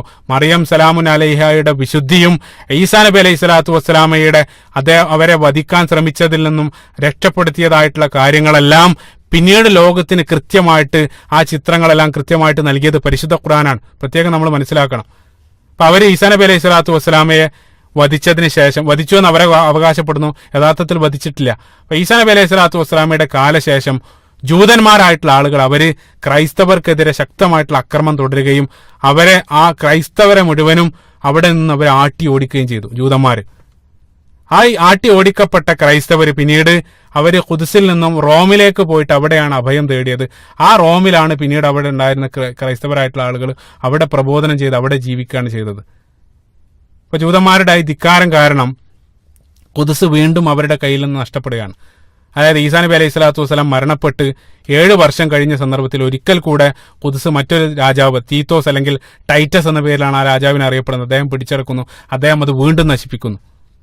ഏതായിരുന്നാലും കൂടുതൽ വിശദീകരിക്കില്ല. ആ ചരിത്രം അത് ബോറടിക്കുന്നതാണ്, അത്രയും സുദീർഘമായിട്ടുള്ള ചരിത്രം. അദ്ദേഹം അത് വീണ്ടും നശിപ്പിക്കുന്നു. പിന്നീട് ജൂതന്മാരുടെ പീഡനം കാരണം ഞാൻ നേരത്തെ പറഞ്ഞു ക്രൈസ്തവരായിട്ടുള്ള ആളുകൾ റോമിലേക്ക് കുടിയേറി. ആ റോമിലേക്ക് കുടിയേറിയതിന് ശേഷം പിന്നീട് ക്രിസ്താബ്ദം 324 ഒരു സുപ്രധാനമായിട്ടുള്ള ഒരു സംഭവം അരങ്ങേറുന്നുണ്ട്. റോമൻ ചക്രവർത്തിയായിരുന്ന കോൺസ്റ്റന്റൈൻ അദ്ദേഹം ക്രിസ്തു മതം സ്വീകരിക്കുകയാണ്. യഥാർത്ഥത്തിൽ അദ്ദേഹം സൂര്യ ആരാധകനായിരുന്ന ബഹുദൈവ വിശ്വാസിയായിരുന്നു. അദ്ദേഹം അത്ഭുതപ്പെടുന്ന രൂപത്തിൽ അദ്ദേഹം ക്രിസ്തുമതം സ്വീകരിക്കുകയാണ്. അദ്ദേഹം ക്രിസ്തുമതം സ്വീകരിക്കുക മാത്രമല്ല, അദ്ദേഹം എന്താ ചെയ്തതെന്ന് വെച്ചാൽ അദ്ദേഹത്തിന്റെ പഴയ മതത്തിലുള്ള, അതായത് സൂര്യ ആരാധകനായിരുന്ന അദ്ദേഹത്തിന്റെ മതത്തിലുള്ള പല ആചാരങ്ങളും അദ്ദേഹം ക്രിസ്തു മതവുമായി കൂട്ടിക്കലർത്തി. അങ്ങനെ കൂട്ടിക്കലർത്തി യേശു ക്രിസ്തു പഠിപ്പിക്കാത്ത നിരവധി തത്വങ്ങൾ, ത്രിയേകത്വമടക്കമുള്ള നിരവധി തത്വങ്ങൾ ക്രിസ്തു മതത്തിലേക്ക് കൊണ്ടുവരുന്നത് ഈ കോൺസ്റ്റന്റൈൻ ചക്രവർത്തിയും അതേപോലെ തന്നെ മറ്റൊരു ഫിഗറായിട്ട് വരുന്നത് പൗലോസാണ്. വെളിപാടുണ്ടായി എന്ന് പറഞ്ഞുകൊണ്ട് വരുന്ന പൗലോസ്, ഇവര് രണ്ടുപേരും കൂടെയാണ് ഇന്നുള്ള ക്രിസ്തു മതത്തിന്റെ സ്ഥാപകരായിട്ട് യഥാർത്ഥത്തിൽ അറിയപ്പെടുന്നത്. അതായത് യഥാർത്ഥത്തിൽ ഈസാ നബി അലൈഹി സ്വലാത്തു വസ്സലാമയുടെ അധ്യാപനങ്ങളെ മുഴുവനും ഈ കോൺസ്റ്റന്റൈൻ ചക്രവർത്തിയും പൗലോസും മാറ്റിമറിക്കുകയാണ് ചെയ്തത്. ഏതായിരുന്നാലും അത് മറ്റൊരു വിഷയമാണ്, അത് നമ്മളുമായിട്ട് ബന്ധപ്പെടുന്നതല്ല. ഏതായിരുന്നാലും കോൺസ്റ്റന്റൈൻ ചക്രവർത്തി അദ്ദേഹം ക്രിസ്തു മതം സ്വീകരിച്ചതോടുകൂടെ ഈ റോമൻ ചക്രവർത്തിയായിട്ട് കോൺസ്റ്റന്റൈൻ പിന്നീട് അദ്ദേഹം ഓരോ പ്രദേശങ്ങൾ കീഴടക്കി. അവസാനം അദ്ദേഹം സിറിയയും അദ്ദേഹം കീഴടക്കി. അപ്പൊ സിറിയ എന്ന് വെച്ചാൽ സിറിയക്കകത്താണ് ഫലസ്തീൻ ഉള്ളത്. ആ സിറിയ അദ്ദേഹം കീഴടക്കിയതോടുകൂടെ ഈ ബൈത്തുൽ മുഖദ്ദസ് അത് ക്രൈസ്തവരുടെ കയ്യിലാവുകയാണ്. സുബ്ഹാനല്ലാഹ്. ക്രൈസ്തവരുടെ കയ്യിലായതിനു ശേഷം അവരിതിന് പകരം വിട്ടു. അതായത് നേരത്തെ ജൂതന്മാരവരെ ആട്ടി ഓടിച്ചിട്ടുണ്ട്, അതിന് പകരമായിട്ട് ക്രൈസ്തവർ അവിടെയുള്ള മുഴുവൻ ജൂതന്മാരെയും അവർ ആ പ്രദേശത്ത് നിന്ന് ആട്ടി ഓടിച്ചു. അവർക്ക് അവിടെ പ്രാർത്ഥനാ സ്വാതന്ത്ര്യമൊക്കെ നിഷേധിച്ചു. പിന്നീട് കാലങ്ങൾ കഴിഞ്ഞ് ഉമർ ഇബ്നുൽ ഖത്താബ് റളിയല്ലാഹു അൻഹുവിന്റെ കാലം വരെ ജൂതന്മാർക്ക് ജെറൂസലേമിൽ പ്രവേശനമുണ്ടായിരുന്നില്ല. സുബ്ഹാനല്ലാഹ്. ഏതായിരുന്നാലും അതാണ് പ്രവാചകന്റെ മുന്നേയുള്ള ചരിത്രത്തിന്റെ വളരെ ചുരുങ്ങിയ രൂപത്തിലുള്ള ചരിത്രം. പിന്നീട് നബി സല്ലല്ലാഹു അലൈഹി വസല്ലം നമുക്കറിയാം പ്രവാചകന്റെ കാലം ആരംഭിക്കുന്നു. നബി സല്ലല്ലാഹു അലൈഹി വസല്ലം മക്കയിൽ വരുന്നു. പ്രവാചകന് 40-ാമത്തെ വയസ്സിൽ നുബുവത്ത് ലഭിക്കുന്നു. നുബുവത്ത് ലഭിച്ചതിന് ശേഷം ആദ്യമായിട്ട് നബി സല്ലല്ലാഹു അലൈഹി വസല്ലം തിരിഞ്ഞ് നമസ്കരിച്ചത് ബൈത്തുൽ മുഖദ്ദസിലേക്കാണ്. നമുക്കറിയാം സുബ്ഹാനല്ലാഹ്, മക്കയിൽ 3 വർഷവും പിന്നീട് ഹിജറയ്ക്ക് ശേഷം മദീനയിൽ എത്തിയതിനു ശേഷവും 16-17 മാസത്തോളം പ്രവാചകൻ സല്ലല്ലാഹു അലൈഹി വസല്ലം തിരിഞ്ഞ് നമസ്കരിച്ച്, അതായത് മുസ്ലിങ്ങളുടെ ഖിബല ഈ ജെറൂസലേമായിരുന്നു. നമ്മൾ പ്രത്യേകം മനസ്സിലാക്കണം, നമ്മുടെ ആദ്യത്തെ ഖിബല കൂടെയാണത്. എന്തുകൊണ്ടാണ് ഈ ജെറൂസലേം അല്ലെങ്കിൽ ബൈത്തുൽ മുഖദ്ദസ് ഖിബലയായിട്ട് നൽകിയത്? അതിനുള്ളൊരു യുക്തി എന്താണെന്ന് വെച്ചാൽ, ഈ പ്രവാചകൻ അദ്ദേഹം പുതിയൊരു ആശയവുമായിട്ടല്ല വന്നത്, മറിച്ച് മുൻഗാമികളുടെ തുടർച്ച തന്നെയാണ്. അദ്ദേഹം അവരുടെ അതേ തുടർച്ച പിൻഗാമി ആയിക്കൊണ്ടാണ് വരുന്നതെന്ന് അവിടെ ഉണ്ടായിരുന്ന ആളുകളെ ബോധ്യപ്പെടുത്താൻ വേണ്ടി ആയിരിക്കണം അല്ലാഹു സുബ്ഹാനഹു വ തആല ഇതേ രൂപത്തിൽ അവരുടെ അതേ ഖിബല ആദ്യത്തിൽ നബി സല്ലല്ലാഹു അലൈഹി വസല്ലമക്ക് നൽകിയത്. അതോടൊപ്പം തന്നെ 2 ഖിബലക്കും അഭിമുഖമായി നിന്ന് പ്രാർത്ഥിച്ച ചരിത്രത്തിലെ ഒരേ ഒരു പ്രവാചകൻ നമ്മുടെ പ്രവാചകൻ സല്ലല്ലാഹു അലൈഹി വസല്ലമയാണ്. അത് തന്നെ യഥാർത്ഥത്തിൽ ആ പ്രവാചകൻ മുൻകാല മതങ്ങളുടെ തുടർച്ചയായിട്ട് വന്ന മുഴുവൻ ലോകത്തിനുള്ള അന്തിമ പ്രവാചകനാണെന്നുള്ള ഒരു സൂചനയാണ് അത് നൽകുന്നത്. സുബ്ഹാനല്ലാഹ്. അപ്പൊ മക്ക കാലഘട്ടത്തിൽ നമുക്കറിയാം, അക്സയുമായിട്ട് ബന്ധപ്പെട്ട പ്രവാചകൻ സല്ലല്ലാഹു അലൈഹി വസല്ലമയുടെ ജീവിതത്തിൽ ഏറ്റവും വലിയ മുഅ്ജിസത്ത് ഇസ്രാ മിഅ്റാജും രണ്ടും അക്സയുമായിട്ട് ബന്ധപ്പെട്ട് കിടക്കുകയാണ്. കാരണം ഇസ്രാ എന്നുള്ളത് മക്കയിൽ നിന്നും അക്സയിലേക്കുള്ള യാത്ര, മിഅ്റാജ് എന്ന് വെച്ചാൽ അക്സയിൽ നിന്നും പിന്നീട് 7-ാം ആകാശം വരെയുള്ള യാത്ര. അപ്പൊ രണ്ടും സംഗമിക്കുന്ന സംഗമ ബിന്ദു മസ്ജിദുൽ അക്സയാണ്. സുബ്ഹാനല്ലാഹ്, സുദീർഘമായിട്ടുള്ള ചരിത്രം, അത് മണിക്കൂറോളം സംസാരിക്കാനുണ്ട്. മനോഹരമായിട്ടുള്ള സംഭവമാണ് ഇസ്രാ മിഅ്റാജ്. ഇൻഷാ അല്ലാഹ് അത് പിന്നീട് വിശദീകരിക്കാൻ. നമ്മൾ ഇതുമായിട്ട് ബന്ധപ്പെട്ട് മനസ്സിലാക്കേണ്ടത്, നബി സല്ലല്ലാഹു അലൈഹി വസല്ലം നമുക്കറിയാം, ജിബ്രീൽ അലൈഹി സ്വലാത്തു വസ്സലാം അദ്ദേഹം ബുറാഖ് എന്ന വാഹനവുമായിട്ട് പ്രവാചകൻ സല്ലല്ലാഹു അലൈഹി വസല്ലമയെ അദ്ദേഹത്തെ അതിൽ കയറ്റി ആദ്യം മസ്ജിദുൽ അക്സയിലേക്ക് പോകുന്നു. മസ്ജിദുൽ അക്സയിൽ വെച്ചുകൊണ്ട് നബി സല്ലല്ലാഹു അലൈഹി വസല്ലം മുൻകാലത്തുള്ള സർവ്വ പ്രവാചകന്മാർക്കും ഇമാമായി നിന്നുകൊണ്ട് നമസ്കരിക്കാൻ. സുബ്ഹാനല്ലാഹ്, അതിമനോഹരാണ്. കാരണം അതിലുള്ളൊരു യുക്തി നിങ്ങൾ ചിന്തിച്ചു. ഒന്നാമതായിട്ട് മസ്ജിദുൽ അക്സയിലുള്ള ആ നമസ്കാരം കാണിക്കുന്നത്, ഒന്നാമതായിട്ട് അല്ലാഹു സുബ്ഹാനഹു വ തആല നേരത്തെ തെരഞ്ഞെടുക്കപ്പെട്ട സമൂഹം, അള്ളാഹു ശ്രേഷ്ഠമായിട്ട് തെരഞ്ഞെടുക്കപ്പെട്ട സമൂഹം എന്നുള്ളത്, ഉമ്മത്ത് എന്നുള്ളത് ബനൂ ഇസ്രായേലായിരുന്നു. അപ്പൊ അവർ ആ ദൗത്യം അവർ നിർവഹിക്കുന്നതിൽ നിന്നും അവർ പരാജയപ്പെട്ടു. അപ്പൊ ബനൂ ഇസ്രായേൽ അത് പരാജയപ്പെട്ട സന്ദർഭത്തിൽ ആ ഒരു ദൗത്യം പുതിയ ഉമ്മത്തിലേക്ക് അല്ലാഹു സുബ്ഹാനഹു വ തആല നൽകുകയാണ്. ആ ഉമ്മത്തിലേക്കുള്ള ആ ട്രാൻസ്ഫർ ആണ് യഥാർത്ഥത്തിൽ, ആ ട്രാൻസ്ഫറിന്റെ പ്രഖ്യാപനമാണ് യഥാർത്ഥത്തിൽ പ്രതീകാത്മകമായിട്ട് മസ്ജിദുൽ അക്സയിൽ വെച്ചുള്ള ഈ നമസ്കാരം നമ്മളെ കാണിക്കുന്നത്. അതായത് അല്ലാഹു സുബ്ഹാനഹു വ തആല പുതിയൊരു ഉമ്മത്തിന് ആ ഒരു ചുമതല ഏൽപ്പിക്കുകയാണ്. ആ ചുമതല ഏൽപ്പിക്കുന്നതിന്റെ പ്രഖ്യാപനം കൂടെയായിരുന്നു നമസ്കാരം. അതോടൊപ്പം സർവ്വ പ്രവാചകന്മാർക്കും ഇമാമായി നിന്ന് നമസ്കരിക്കുക വഴി പ്രവാചകൻ സല്ലല്ലാഹു അലൈഹി വസല്ലമയുടെ സന്ദേശം എന്നുള്ളത് ഇനി വരാനുള്ള സർവ്വ മനുഷ്യർക്കുമുള്ള സന്ദേശമാണെന്നുള്ള പ്രഖ്യാപനം കൂടെയാണ് നമസ്കാരം നമ്മളെ പഠിപ്പിക്കുന്നത്. ആ നമസ്കാരത്തിന്റെ പിന്നിലുള്ള സന്ദേശം അതാണ്. സുബ്ഹാനല്ലാഹ്, മനോഹരാണ്. അതോടൊപ്പം നമ്മൾ ചിന്തിക്കേണ്ട മറ്റൊരു കാര്യം, സർവ്വ പ്രവാചകന്മാരും ഒരേ സമയം ഭൂമിയിൽ സംഗമിക്കപ്പെട്ട ഒരേ ഒരു പ്രദേശം അത് മസ്ജിദുൽ അക്സയാണ്. അതായത് ഭൂമിയിലേക്ക് വന്ന സർവ്വ പ്രവാചകന്മാരും ഒരേ സന്ദർഭത്തിൽ ഒരേ സമയത്ത് സംഗമിച്ച ഒരേ ഒരു സ്ഥലം ഭൂമിയിലുള്ള മസ്ജിദുൽ അക്സ മാത്രമാണ്. സുബ്ഹാനല്ലാഹ്. അതുകൊണ്ടാണ് മഹാനായ ഇബ്നു അബ്ബാസ് റളിയല്ലാഹു അൻഹുവിന്റെ മനോഹരമായിട്ടുള്ള അദ്ദേഹത്തിന്റെ ഒരു പ്രസ്താവന ഇതുമായിട്ട് നമ്മൾ ചേർത്ത് വായിക്കണം. അദ്ദേഹം പറഞ്ഞു, ഒരു പ്രവാചകന്റെയോ അല്ലെങ്കിൽ ഒരു മലക്കിന്റെയോ പാദസ്പർശമേൽക്കാത്ത 1 ഇഞ്ച് സ്ഥലം ജെറൂസലേമിന്റെ പരിസരത്തിലില്ല. അതുകൊണ്ടാണ് അല്ലാഹു സുബ്ഹാനഹു വ തആല ആദ്യത്തിൽ ഓതിയ ആയത്തിൽ ബാറക്ന ഹൗലഹു, അതിന്റെ പരിസരം മുഴുവൻ ബറക്കത്ത് ചെയ്യപ്പെട്ടിരിക്കുന്ന അല്ലാഹു സുബ്ഹാനഹു വ തആലയോട് പറയാനുള്ള കാരണം, ആ മനോഹരമായിട്ടുള്ള ഭൂമി സന്ദർശിക്കാനുള്ള സൗഭാഗ്യം അല്ലാഹു സുബ്ഹാനഹു വ തആല നമുക്ക് നൽകുമാറാകട്ടെ. ആമീൻ. നബി സല്ലല്ലാഹു അലൈഹി വസല്ലമയുടെ കാലത്ത് നമുക്കറിയാം പ്രധാനമായിട്ടും 2 ശക്തികളായിരുന്നു ഉണ്ടായിരുന്നു, റോമും പേർഷ്യയും. അതായത് പണ്ട് നമ്മൾ അമേരിക്ക, റഷ്യ എന്നൊക്കെ പറയുന്നത് പോലെ ഈ 2 ശക്തികളാണെന്ന് ലോകത്ത് പ്രബല ശക്തികളായിട്ട് ഉണ്ടായിരുന്നത്. മറ്റുള്ള രാജ്യങ്ങളെല്ലാം ഈ 2-ൽ ഏതെങ്കിലും ഒന്നിനെ സപ്പോർട്ട് ചെയ്തുകൊണ്ടാണ് നിന്നിരുന്നത്.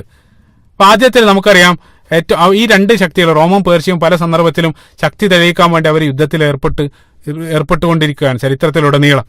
ചില സന്ദർഭത്തിൽ റോം ജയിക്കും, ചില സന്ദർഭത്തിൽ പേർഷ്യ ജയിക്കും.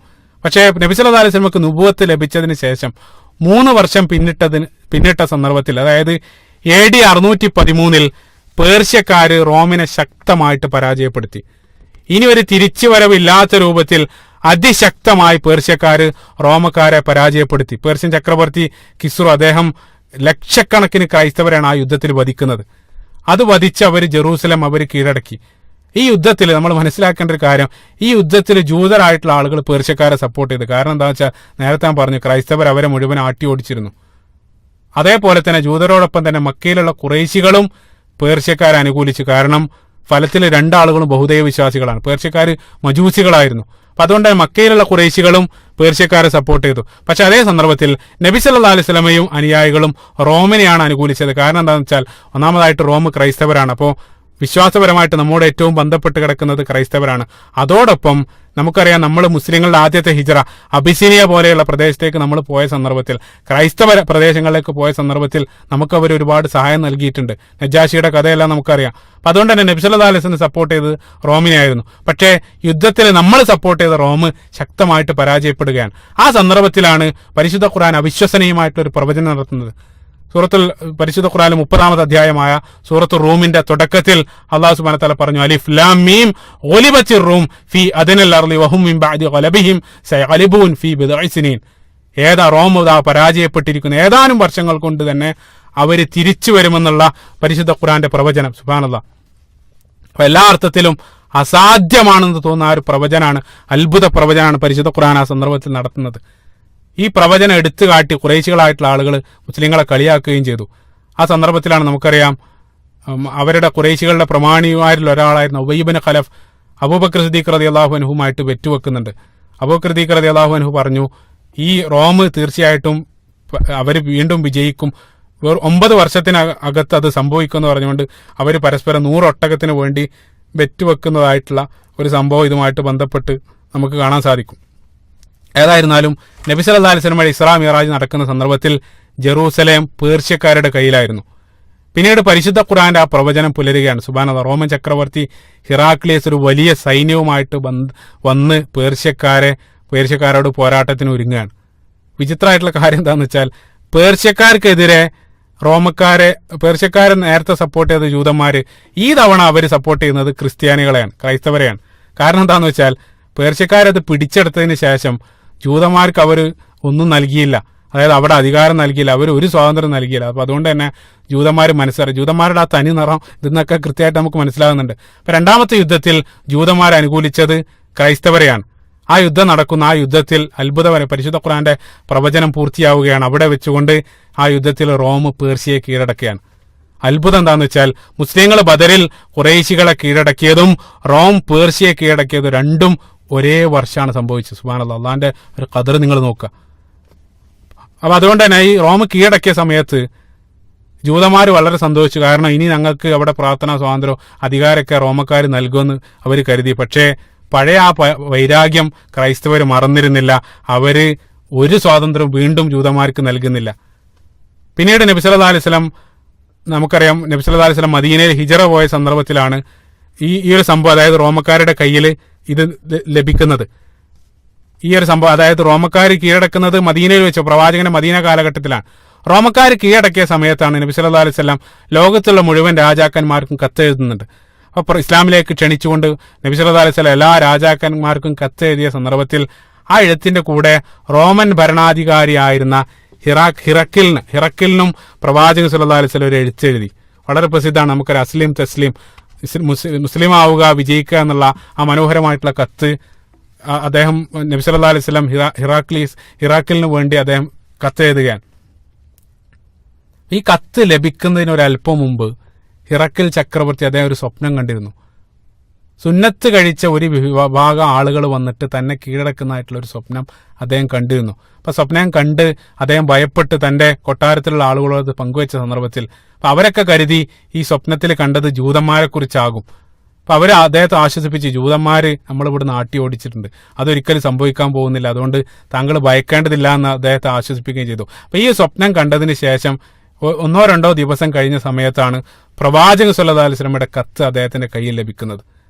അതിന്റെ ഏറ്റവും വലിയ മറ്റൊരു അത്ഭുതം എന്താണെന്ന് വെച്ചാൽ, കത്ത് ലഭിക്കുന്ന സന്ദർഭത്തിൽ അദ്ദേഹം മസ്ജിദുൽ അഖ്സയിലാണ് നിൽക്കുന്നത്. യഥാർത്ഥത്തിൽ ചക്രവർത്തി എപ്പോഴും ഉണ്ടാവുക റോമിന്റെ തലസ്ഥാനമായിട്ടുള്ള കോൺസ്റ്റന്റിനോപ്പിൾ, അതായത് ഇന്നത്തെ ഇസ്താംബൂളിലാണ് ചക്രവർത്തി ഉണ്ടാവുക. പക്ഷേ അദ്ദേഹം മറ്റെന്തോ ഒരു ആവശ്യത്തിന് വേണ്ടി മസ്ജിദുൽ അഖ്സയിൽ എത്തിയ സമയത്താണ് അദ്ദേഹത്തിന് ഈ കത്ത് ലഭിക്കുന്നത്. സുബ്ഹാനല്ലാഹ്. അപ്പൊ ഈ ഒരു സന്ദർഭത്തിൽ അദ്ദേഹം കത്ത് വായിച്ചു. അപ്പൊ കത്ത് വായിച്ച സന്ദർഭത്തിൽ അദ്ദേഹത്തിന് വല്ലാതെ ആ കത്ത് സ്വാധീനിച്ചു. അദ്ദേഹം പറഞ്ഞു, അതിന്റെ സത്യാവസ്ഥ അറിയാൻ വേണ്ടി മക്കയിലുള്ള ആരെങ്കിലും ഈ ഒരു പ്രദേശത്ത് ഇവിടെ കച്ചവട ആവശ്യത്തിന് വന്നിട്ടുണ്ടെങ്കിൽ അവരെ കൊട്ടാരത്തിലേക്ക് വിളിപ്പിക്കാൻ വേണ്ടി സൈന്യത്തിന് അദ്ദേഹം ഉത്തരവ് നൽകുകയാണ്. സുബ്ഹാനല്ലാഹ്. അപ്പോൾ അവർ പരിശോധിച്ച സന്ദർഭത്തിൽ മക്കയിൽ നിന്നും കച്ചവടത്തിനെത്തിയ പ്രവാചകന്റെ ഏറ്റവും വലിയ കഠിന വിരോധികളിൽ ഒരാളായിരുന്നു ആദ്യകാലത്ത് അബൂ സുഫിയാൻ അവിടെ ഉണ്ടായിരുന്നു. സുബ്ഹാനല്ലാഹ്, അദ്ദേഹം കച്ചവടത്തിന് വേണ്ടി ജെറൂസലമിൽ ഉണ്ടായതാണ്. അപ്പൊ അദ്ദേഹത്തെ കൊട്ടാരത്തിലേക്ക് അവർ വിളിപ്പിച്ചു. അള്ളാഹിന്റെ ഒരു ഖദർ നിങ്ങൾ നോക്കണം. സുബ്ഹാനല്ലാഹ്. അപ്പൊ അദ്ദേഹം അബൂ സുഫിയാനെ മുന്നിൽ നിർത്തിക്കൊണ്ട് ചക്രവർത്തി അബൂ സുഫിയാനോട് പ്രവാചകനെ സംബന്ധിച്ച് ഓരോ കാര്യങ്ങൾ ചോദിക്കാൻ സുദീർഘമായിട്ടുള്ള ആ സംഭാഷണം സ്വഹീഹുൽ ബുഖാരിയിൽ ആദ്യത്തെ അധ്യായത്തിൽ തന്നെ കിതാബുൽ വഹയിൽ തന്നെ നമുക്ക് കാണാൻ സാധിക്കും. വളരെ സുദീർഘമായിട്ടുള്ള ഹദീസാണ്, ഞാനിത് ഇവിടെ ഉദ്ധരിക്കുന്നില്ല. അപ്പൊ കളവ് പറഞ്ഞാൽ പിടിക്കപ്പെടുമെന്ന് മനസ്സിലാക്കി അബൂ സുഫിയാൻ. കാരണം എന്തെങ്കിലും കളവ് പറഞ്ഞാൽ അത് പറയാൻ വേണ്ടി മറ്റൊരാളെയും ഇറക്കൽ ചക്രവർത്തി മറ്റൊരാളെ അപ്പുറത്ത് വെച്ചിരുന്നു. സത്യസന്ധമായിട്ട് മറുപടി നൽകാൻ അബൂ സുഫിയാൻ നിർബന്ധിതനാവുകയാണ്. ആ സന്ദർഭത്തിലാണ് അബൂ സുഫിയാൻ പ്രവാചകൻ സല്ലല്ലാഹു അലൈഹി വസല്ലമയെ കുറിച്ചുള്ള ചോദ്യങ്ങൾക്കെല്ലാം ശത്രുവായിട്ടുള്ള അബൂ സുഫിയാൻ വളരെ കൃത്യമായിട്ട് അദ്ദേഹം പ്രവാചകനെ മദ്ഹ് ചെയ്യുകയാണ്. നിങ്ങൾ ആലോചിച്ചൊക്കെ, ശത്രുവിന്റെ നാവിൽ നിന്നാണ് വരുന്നത്. അപ്പൊ ഇതെല്ലാം ശ്രവിച്ചതിന് ശേഷം ഹിറക്കൽ ചക്രവർത്തി അദ്ദേഹം പറഞ്ഞ വാക്ക് അതേ ഹദീസിൽ നമുക്ക് കാണാൻ സാധിക്കും. സുബ്ഹാനല്ലാഹ്. അദ്ദേഹം പറഞ്ഞതെന്ന് വെച്ചാൽ, നിങ്ങൾ പറഞ്ഞത് മുഴുവൻ സത്യമാണെങ്കിൽ ഞാൻ ഈ നിൽക്കുന്ന സ്ഥലം കൂടെ അദ്ദേഹത്തിന്റെ കൈകളിൽ ഉടൻ വന്നു ചേരും. സുബ്ഹാനല്ലാഹ്. നിങ്ങൾ ആലോചിച്ച് നോക്കുക, ലോകത്തെ ഏറ്റവും വലിയൊരു ചക്രവർത്തി ബൈത്തുൽ മുഖദ്ദസിൽ നിന്നുകൊണ്ടാണ് ലോകത്തെ ഏറ്റവും അവിശ്വാസിയായിട്ടുള്ള ഒരു ഭരണാധികാരിയുടെ വായിൽ നിന്നാണ് ഈ വാക്ക് വരുന്നത്. നിങ്ങൾ ഈ പറഞ്ഞതൊക്കെ സത്യമാണെങ്കിൽ ഒരല്പകാലം കൊണ്ട് ഞാൻ ഈ നിൽക്കുന്ന പ്രദേശം പോലും അദ്ദേഹത്തിന്റെ കൈകളിൽ വന്നു ചേരുമെന്ന് ഒരു അവിശ്വാസിയായിട്ടുള്ള ചക്രവർത്തിയാണ് ആ സന്ദർഭത്തിൽ പറയുന്നത്. അദ്ദേഹം പറഞ്ഞത് പ്രകാരം തന്നെ കൃത്യം 9 വർഷം കഴിഞ്ഞ് ഉമർ ഇബ്നുൽ ഖത്താബ് റളിയല്ലാഹു അൻഹുവിന്റെ കാലഘട്ടത്തിൽ മുസ്ലിങ്ങളുടെ കയ്യിൽ ബൈത്തുൽ മുഖദ്ദസ് വന്നു ചേരുകയും ചെയ്തു. ഇതൊക്കെ അത്ഭുതമാണ്. ഇതൊക്കെ യാദൃച്ഛികമാണെന്നാണോ നിങ്ങൾ പറയുന്നത്? സുബ്ഹാനല്ലാഹ്. എല്ലാം അല്ലാഹു സുബ്ഹാനഹു വ തആല ഖദർ ആ ഖദർ അനുസരിച്ചുകൊണ്ടാണ് എല്ലാം സംഭവിക്കുന്നത്. സുബ്ഹാനല്ലാഹ്. നബി സല്ലല്ലാഹു അലൈഹി വസല്ലം ആ ഷാമിനെ അല്ലെങ്കിൽ ഷാമിന്റെ ബർക്കത്തിന് വേണ്ടി പ്രവാചകൻ അതിന് പ്രാർത്ഥിക്കുന്ന നിരവധി ഹദീസുകൾ നമുക്ക് കാണാൻ സാധിക്കും. ഉദാഹരണത്തിന് സെയ്ദ് ഇബ്നു സാബിത്ത് റളിയല്ലാഹുവിൽ നിന്ന് ഉദ്ധരിക്കുന്ന തുർമുദി ഉദ്ധരിക്കുന്ന സ്വഹീഹായിട്ടുള്ള ഒരു ഹദീസിൽ നബി സല്ലല്ലാഹു അലൈഹി വസല്ലം പറഞ്ഞു, ഷാമിന് ഭാവുകങ്ങൾ. അപ്പൊ നബി സല്ലല്ലാഹു അലൈഹി വസല്ലം അവർ ചോദിച്ചു, പ്രവാചകരെ താങ്കൾ ഷാമിനെ വാഴ്ത്തുകയാണോ? അപ്പൊ നബി സല്ലല്ലാഹു അലൈഹി വസല്ലം പറഞ്ഞു, അതെ, കാരണം മാലാഖമാർ ഷാമിന് മുകളിൽ, ഷാം എന്ന് വെച്ചാൽ സിറിയക്ക് മുകളിൽ ചിറക് വിരിച്ച് നിൽക്കുന്നു. തുർമുദി ധരിക്കപ്പെടുന്ന ഹദീസ്. അപ്പൊ ഒരു തെറ്റിദ്ധാരണ നമ്മൾ മാറ്റേണ്ടത്, ഷാം എന്ന് കേൾക്കുമ്പോൾ ഹദീസിലൊക്കെ പ്രവാചകൻ ഷാമുമായിട്ട് ബന്ധപ്പെട്ട കാര്യങ്ങൾ പറയുമ്പോഴെല്ലാം ഷാം എന്ന് കേൾക്കുന്ന സന്ദർഭത്തിൽ നമ്മൾ ഒരിക്കലും ആധുനിക സിറിയയെ നമ്മൾ ഒരിക്കലും മനസ്സിലേക്ക് കൊണ്ടുവരരുത്.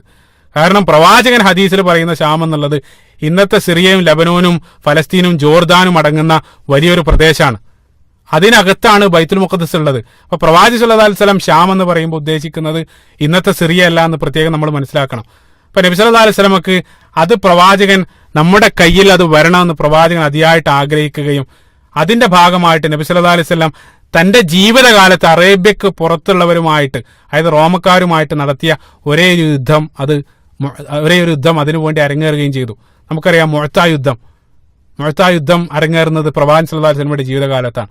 അതോടൊപ്പം തബൂക്ക് യുദ്ധം നടന്നിട്ട്, പക്ഷേ നമുക്കറിയാം തബൂക്ക് യുദ്ധം സംഭവിച്ചിട്ടില്ല.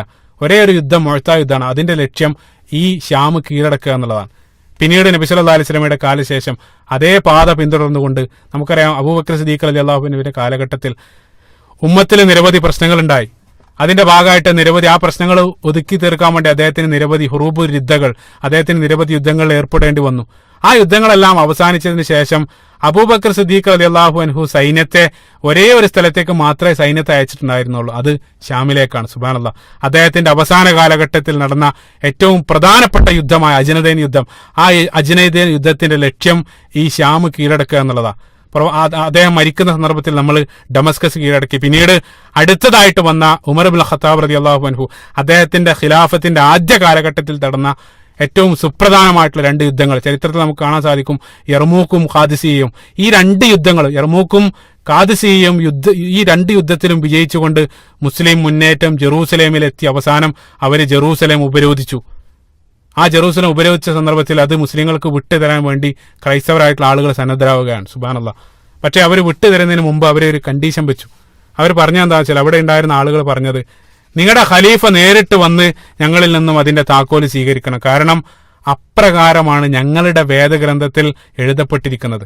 അതായത് ഒരു അമീറിന് മാത്രമേ ഈ ഇതിന്റെ കീ കൈമാറാൻ പാടുള്ളൂ എന്നാണ് ഞങ്ങളുടെ വേദഗ്രന്ഥത്തിൽ എഴുതപ്പെട്ടത്. അതുകൊണ്ട് നിങ്ങളുടെ ഖലീഫ വന്ന് വേണം ഈ ഒരു കീ സ്വീകരിക്കാനെന്ന് അവരോട് പറയുകയാണ്. സുബ്ഹാനല്ലാഹ്. ഈ സന്ദർഭത്തിൽ മുസ്ലിങ്ങളായിട്ടുള്ള ആളുകൾ മദീനയിലുള്ള ഉമർ ബിൻ ഖത്താബ് റളിയല്ലാഹു അൻഹുവിനെ വിവരം അറിയിക്കാൻ ഉമർ ഖത്താബ് റളിയല്ലാഹു അൻഹു കൂടെയുള്ള ആളുകളോടൊക്കെ കൂടിയാലോചിച്ചതിന് ശേഷം അവിടേക്ക് പുറപ്പെടാൻ തയ്യാറെടുക്കുകയാണ്. അവിടെ വെച്ചാണ് ആ ചരിത്രപ്രസിദ്ധമായിട്ടുള്ള യാത്ര സംഭവിക്കുന്നത്. ഉമർ ബിൻ ഖത്താബ് റളിയല്ലാഹു അൻഹു ഒരു ഭൃത്യനെയും കൂട്ടിക്കൊണ്ട് മദീനയിൽ നിന്നും ഖുദ്സിനെ ലക്ഷ്യമാക്കി പുറപ്പെടുകയാണ്. 2 പേർക്കും കൂടെ ഉണ്ടായിരുന്നത് ഒരേ ഒരു ഒട്ടകമാണ്. നിങ്ങൾ ചിന്തിച്ചു നോക്കുക. അത് അവർ പകുതിയായിട്ട് ഉപയോഗിക്കും. ഒരല്പനേരം ഉമർ ബിൻ ഖത്താബ് റളിയല്ലാഹു അൻഹു ഒട്ടകപ്പുറത്തിരിക്കും. ആ സന്ദർഭത്തിൽ ആ ഭൃത്യൻ അദ്ദേഹം നടക്കും. പിന്നീട് ഒരല്പം കഴിയുമ്പോൾ ഉമർ ഖത്താബ് റളിയല്ലാഹു അൻഹു നടക്കും, അദ്ദേഹം ഒട്ടകപ്പുറത്തിരിക്കും. ഈ രൂപത്തിലാണ് ആ യാത്രയിലുടനീളം അവർ സഞ്ചരിച്ചത്. നിങ്ങൾ ചിന്തിച്ചു നോക്കുക. ഒരു പടുകൂറ്റൻ സൈന്യത്തിന്റെ അകമ്പടിയോടെ വേണമെങ്കിൽ ഉമർ ബിൻ ഖത്താബ് റളിയല്ലാഹു അൻഹുവിന് പോകാമായിരുന്നു. പക്ഷേ നമുക്കറിയാം അദ്ദേഹത്തിന്റെ വിനയാണ് അത് കാണിച്ചു തരുന്നത്. അവസാനം നമുക്കറിയാം ജെറൂസലേമിലുള്ള ആളുകൾ ഉമർ ബിൻ ഖത്താബ് റളിയല്ലാഹു അൻഹുവിനെ വരവേൽക്കാൻ വേണ്ടി അവർ വലിയ സന്നാഹങ്ങളാണ് അവരവിടെ ഒരുക്കിയത്. കാരണം പ്രധാനപ്പെട്ട ഒരു ചരിത്ര സംഭവമാണ് അവിടെ അരങ്ങേറാൻ പോകുന്നത്. അതിന്റെ ഭാഗമായിട്ട് അവർ ലോകത്തുള്ള മുഴുവൻ പ്രധാനപ്പെട്ട ആളുകളെയും വിളിച്ചു. ലോകത്ത് പ്രധാനപ്പെട്ട അവരുടെ അംബാസിഡർമാരും ബിഷപ്പ്മാരെല്ലാം അവിടെ എത്തി. 2 കിലോമീറ്ററോളം വലിപ്പമുള്ള ഒരു ചുവന്ന മനോഹരമായിട്ടൊരു പരവതാനി അവരെ നിരത്ത് വിളിച്ചു. നിരത്ത് അവർ വിരിച്ചു. മാത്രമല്ല മുസ്ലിം സൈന്യാധിപരായിട്ടുള്ള അബൂ ഉബൈദ ആമിർ ബിൻ ജറാഹ് റളിയല്ലാഹു അൻഹുവിനെയും അതേപോലെ തന്നെ അംർ ബിൻ ആസ് റളിയല്ലാഹു അൻഹുവിനെ എല്ലാം നേരത്തെ തന്നെ അവർ വിളിച്ച് അവിടെ റെഡിയാക്കി വെച്ചു ഉമർ റളിയല്ലാഹു അൻഹുവിനെ സ്വീകരിക്കാൻ വേണ്ടി. അവസാനം അവർക്ക് ധരിക്കാൻ വേണ്ടി പ്രത്യേക വസ്ത്രമൊക്കെ നൽകി. അതായത് ഈ ഒരു ഫംഗ്ഷന് പങ്കെടുക്കാൻ വേണ്ടി അബൂ ഉബൈദക്കും അതേപോലെ തന്നെ അംർ ബിൻ ആസ് റളിയല്ലാഹു അൻഹുവിനെല്ലാം ധരിക്കാൻ ഒരു പ്രത്യേക വസ്ത്രമൊക്കെ നൽകിയിട്ട് അവരിങ്ങനെ ഒരുക്കി ഉമർ റളിയല്ലാഹു അൻഹുവിനെ കാത്തിരിക്കാൻ. അവസാനം ഉമർ ഖത്താബ് റളിയല്ലാഹു അൻഹുവും ആ ഭൃത്യനും ഈ ബൈത്തുൽ മുഖദ്ദസിന്റെ ഗേറ്റിന് മുന്നിലെത്തിയ സന്ദർഭത്തിൽ ഒട്ടകപ്പുറത്തിരിക്കാനുള്ള ഊഴം ഭൃത്യന്റേതായിരുന്നു. അപ്പോൾ അദ്ദേഹം പറഞ്ഞു, അമീർ ഇനി താങ്കൾ ഇരിക്കണം, കാരണം താങ്കളെ പ്രതീക്ഷിച്ചുകൊണ്ട് ഇത്രയും ആളുകൾ അവിടെ നിൽക്കുന്നുണ്ടാകും, അതുകൊണ്ട് ഇനി ഞാൻ ഇരിക്കുന്നില്ല, താങ്കൾ ഒട്ടകപ്പുറത്തിരിക്കണം എന്ന് കൽപ്പിച്ച സന്ദർഭത്തിൽ ഉമർ ബിൻ ഖത്താബ് റളിയല്ലാഹു അൻഹു അതിന് സന്നദ്ധമാകുന്നില്ല. നീതിമാനായിട്ടുള്ള ഉമർ ഖത്താബ് റളിയല്ലാഹു അൻഹു ആ സന്ദർഭത്തിൽ പറയുന്നത്, താങ്കൾ തന്നെ ഇരുന്നാൽ മതി, കാരണം അങ്ങനെ ആ ഭൃത്യനെ ഒട്ടകപ്പുറത്ത് ഇരുന്നിട്ട് കാൽനടയായിക്കൊണ്ടാണ് ഉമർ ഖത്താബ് റളിയല്ലാഹു അൻഹു ബൈത്തുൽ മുഖദ്ദസിലേക്ക് പ്രവേശിക്കുന്നത്. സുബ്ഹാനല്ലാഹ്. ഉമർ റളിയല്ലാഹു അൻഹുവിനെ കണ്ടതോടുകൂടെ അവിടെ തിങ്ങി നിറഞ്ഞ മുസ്ലിങ്ങൾ മുഴുവൻ ഉറക്കെ തക്ബീർ വിളിക്കാൻ. രസകരമായിട്ടുള്ള കാര്യം എന്ന് വെച്ചാൽ ഒട്ടകപ്പുറത്തിരിക്കുന്ന ആ ഭൃത്യനാണ് ഉമർ ബിൻ ഖത്താബ് റളിയല്ലാഹു അൻഹു എന്ന് അവിടെ ഉണ്ടായിരുന്ന മുഴുവൻ ആളുകളും തെറ്റിദ്ധരിക്കുകയാണ്. അവസാനം മുസ്ലിങ്ങൾ അദ്ദേഹത്തോട് ആ സന്ദർഭത്തിലാണ് അവർ പോലും അറിയുന്നത് ഇതാണ് യഥാർത്ഥത്തിലുള്ള ഖലീഫ എന്ന് അറിയപ്പെടുന്നത്, ഇതാണ് യഥാർത്ഥത്തിലുള്ള ഖലീഫ എന്ന് അവർ മനസ്സിലാക്കുന്ന ആ സന്ദർഭത്തിലാണ്.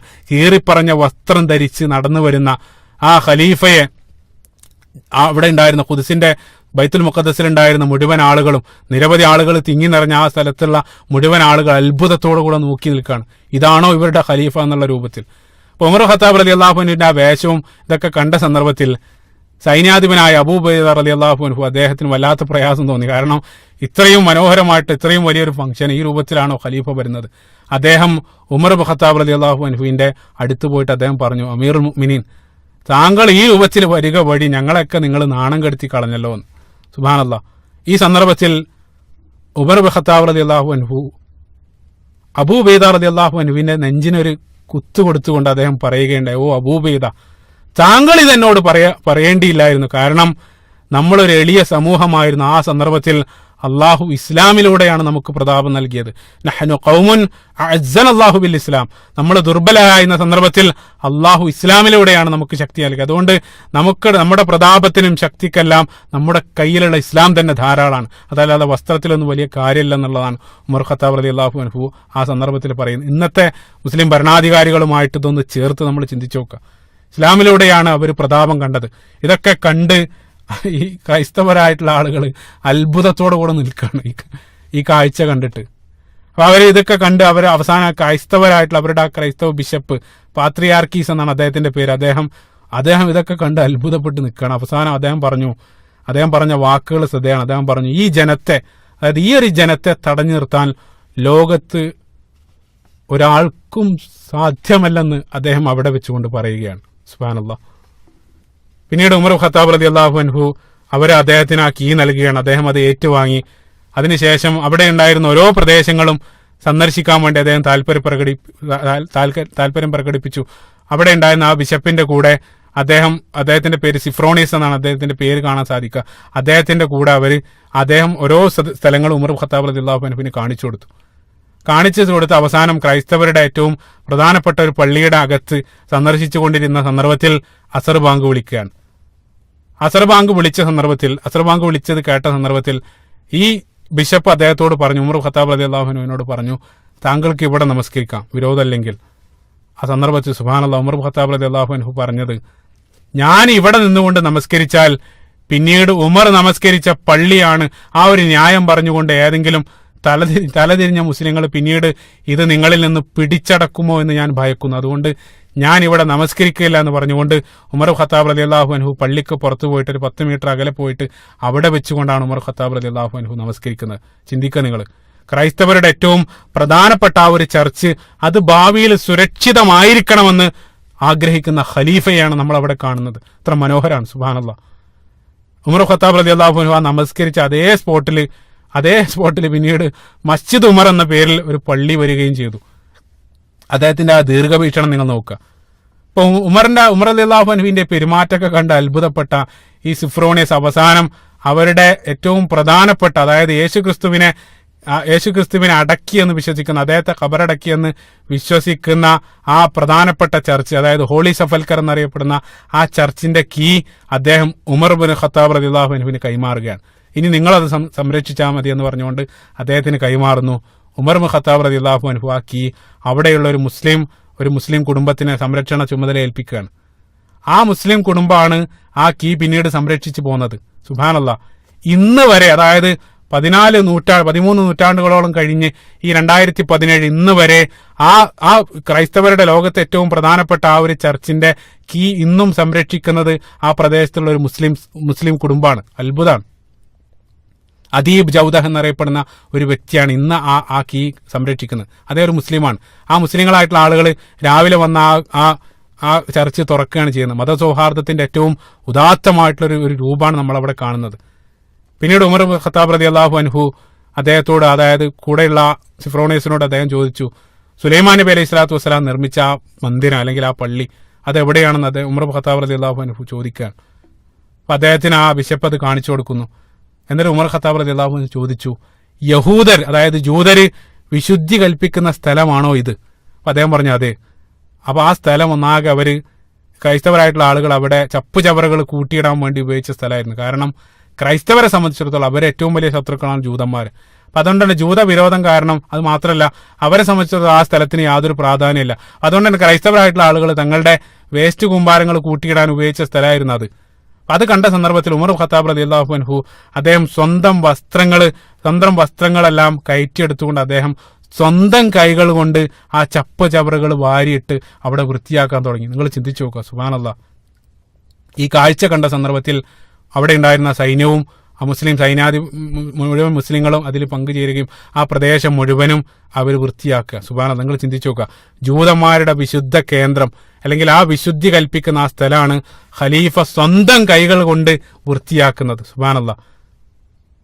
നിങ്ങൾ ചിന്തിച്ചു നോക്കുക, അത്രയേറെ എല്ലാ മതങ്ങളെയും ഒരേ രൂപത്തിൽ ആദരിക്കണമെന്ന് പഠിപ്പിക്കപ്പെട്ട മതമാണ് ഇസ്ലാം. കാരണം എന്താ വെച്ചാൽ സുലൈമാൻ നബി അലൈഹി സ്വലാത്തു വസ്സലാം നിർമ്മിക്കപ്പെട്ട ആ ഭവനം അത് ജൂതന്മാരുടേത് മാത്രമല്ല. കാരണം നമ്മളെ സംബന്ധിച്ചിടത്തോളം നമുക്കും ഏറ്റവും പ്രധാനപ്പെട്ട പ്രവാചകൻ കൂടെയാണ് സുലൈമാൻ നബി അലൈഹി സ്വലാത്തു വസ്സലാം. നമ്മുടെ ഈസാ നബി അലൈഹി സ്വലാത്തു വസ്സലാമയെയും സുലൈമാൻ നബി അലൈഹി സ്വലാത്തു വസ്സലാമയെയും എല്ലാം നമ്മൾ ഒരേ രൂപത്തിൽ അവരെല്ലാം നമ്മളും കാണുന്നു. ലാ നുഫർരിഖു ബൈന അഹദിൻ മിൻഹും. നമ്മളെ സംബന്ധിച്ചിടത്തോളം അവരെല്ലാവരും ഒരേ രൂപത്തിലാണ് നമ്മൾ കാണുന്നത്. ഉമർ റളിയല്ലാഹു അൻഹു അവിടെ എല്ലാം വൃത്തിയാക്കിയതിന് ശേഷം പിന്നീട് ഉമർ ഖത്താബ് റളിയല്ലാഹു അൻഹു സ്വയം തലപ്പാവ് അവിടെ വിരിച്ചുകൊണ്ട് നമസ്കരിക്കാൻ നിൽക്കുകയാണ്. മുസ്ലിങ്ങളുടെ അഖ്സയിലുള്ള ആദ്യത്തെ നമസ്കാരം പ്രവാചകൻ സല്ലല്ലാഹു അലൈഹി വസല്ലം മിറാജ് വേളയിൽ നമസ്കരിച്ചിട്ടുണ്ട്. പിന്നീട് മുസ്ലിങ്ങൾ ആദ്യമായിട്ട് അഖ്സയിൽ നമസ്കരിക്കുകയാണ്. എത്ര വികാര നിർഭരായിട്ടുള്ള സന്ദർഭമായിരിക്കും നിങ്ങൾ ചിന്തിച്ചു നോക്കുക. തിങ്ങി നിറഞ്ഞ ആ സദസ്സിൽ ബാങ്ക് വിളിക്കാൻ വേണ്ടി അവർ വിളിക്കുന്നത് ബിലാൽ ബിൻ റബാഹ് റളിയല്ലാഹു അൻഹുവിനാണ്. അദ്ദേഹം പ്രവാചകന്റെ മരണത്തിന് ശേഷം പിന്നീട് അദ്ദേഹം ബാങ്ക് വിളിച്ചിട്ടുണ്ടായിരുന്നില്ല. ആ ദുഃഖം കാരണം അദ്ദേഹത്തിന് ആ ബാങ്ക് പൂർത്തിയാക്കാൻ സാധിക്കുമായിരുന്നില്ല. ആ ആളുകൾ മുഴുവനും അദ്ദേഹത്തോട് കെഞ്ചി കേണപേക്ഷിക്കാണ്, താങ്കൾ ബാങ്ക് വിളിക്കണം എന്ന് പറഞ്ഞുകൊണ്ട്. അവസാന ആളുകളുടെ നിർബന്ധം കാരണം ബിലാൽ റളിയല്ലാഹു അൻഹു അവിടെ ബാങ്ക് വിളിക്കുകയാണ്.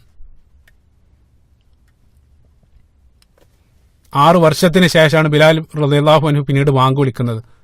വികാര നിർഭരമായിട്ടുള്ള ആ ഒരു സന്ദർഭം. പിന്നീട് ഉമർ ഖത്താബ് റളിയല്ലാഹു അൻഹു നമസ്കാരത്തിന് നേതൃത്വം നൽകുന്നു. അദ്ദേഹം 2 റക്അത്ത്, ആദ്യത്തെ റക്അത്തിൽ അദ്ദേഹം സൂറത്ത് സ്വാദാണ് പാരായണം ചെയ്തത്. കാരണം ദാവൂദ് നബി അലൈഹി സ്വലാത്തു വസ്സലാമയെ സംബന്ധിച്ച് പറയുന്ന പരാമർശങ്ങളെല്ലാം കടന്നു വരുന്നത് സൂറത്ത് സ്വാദിലാണ്.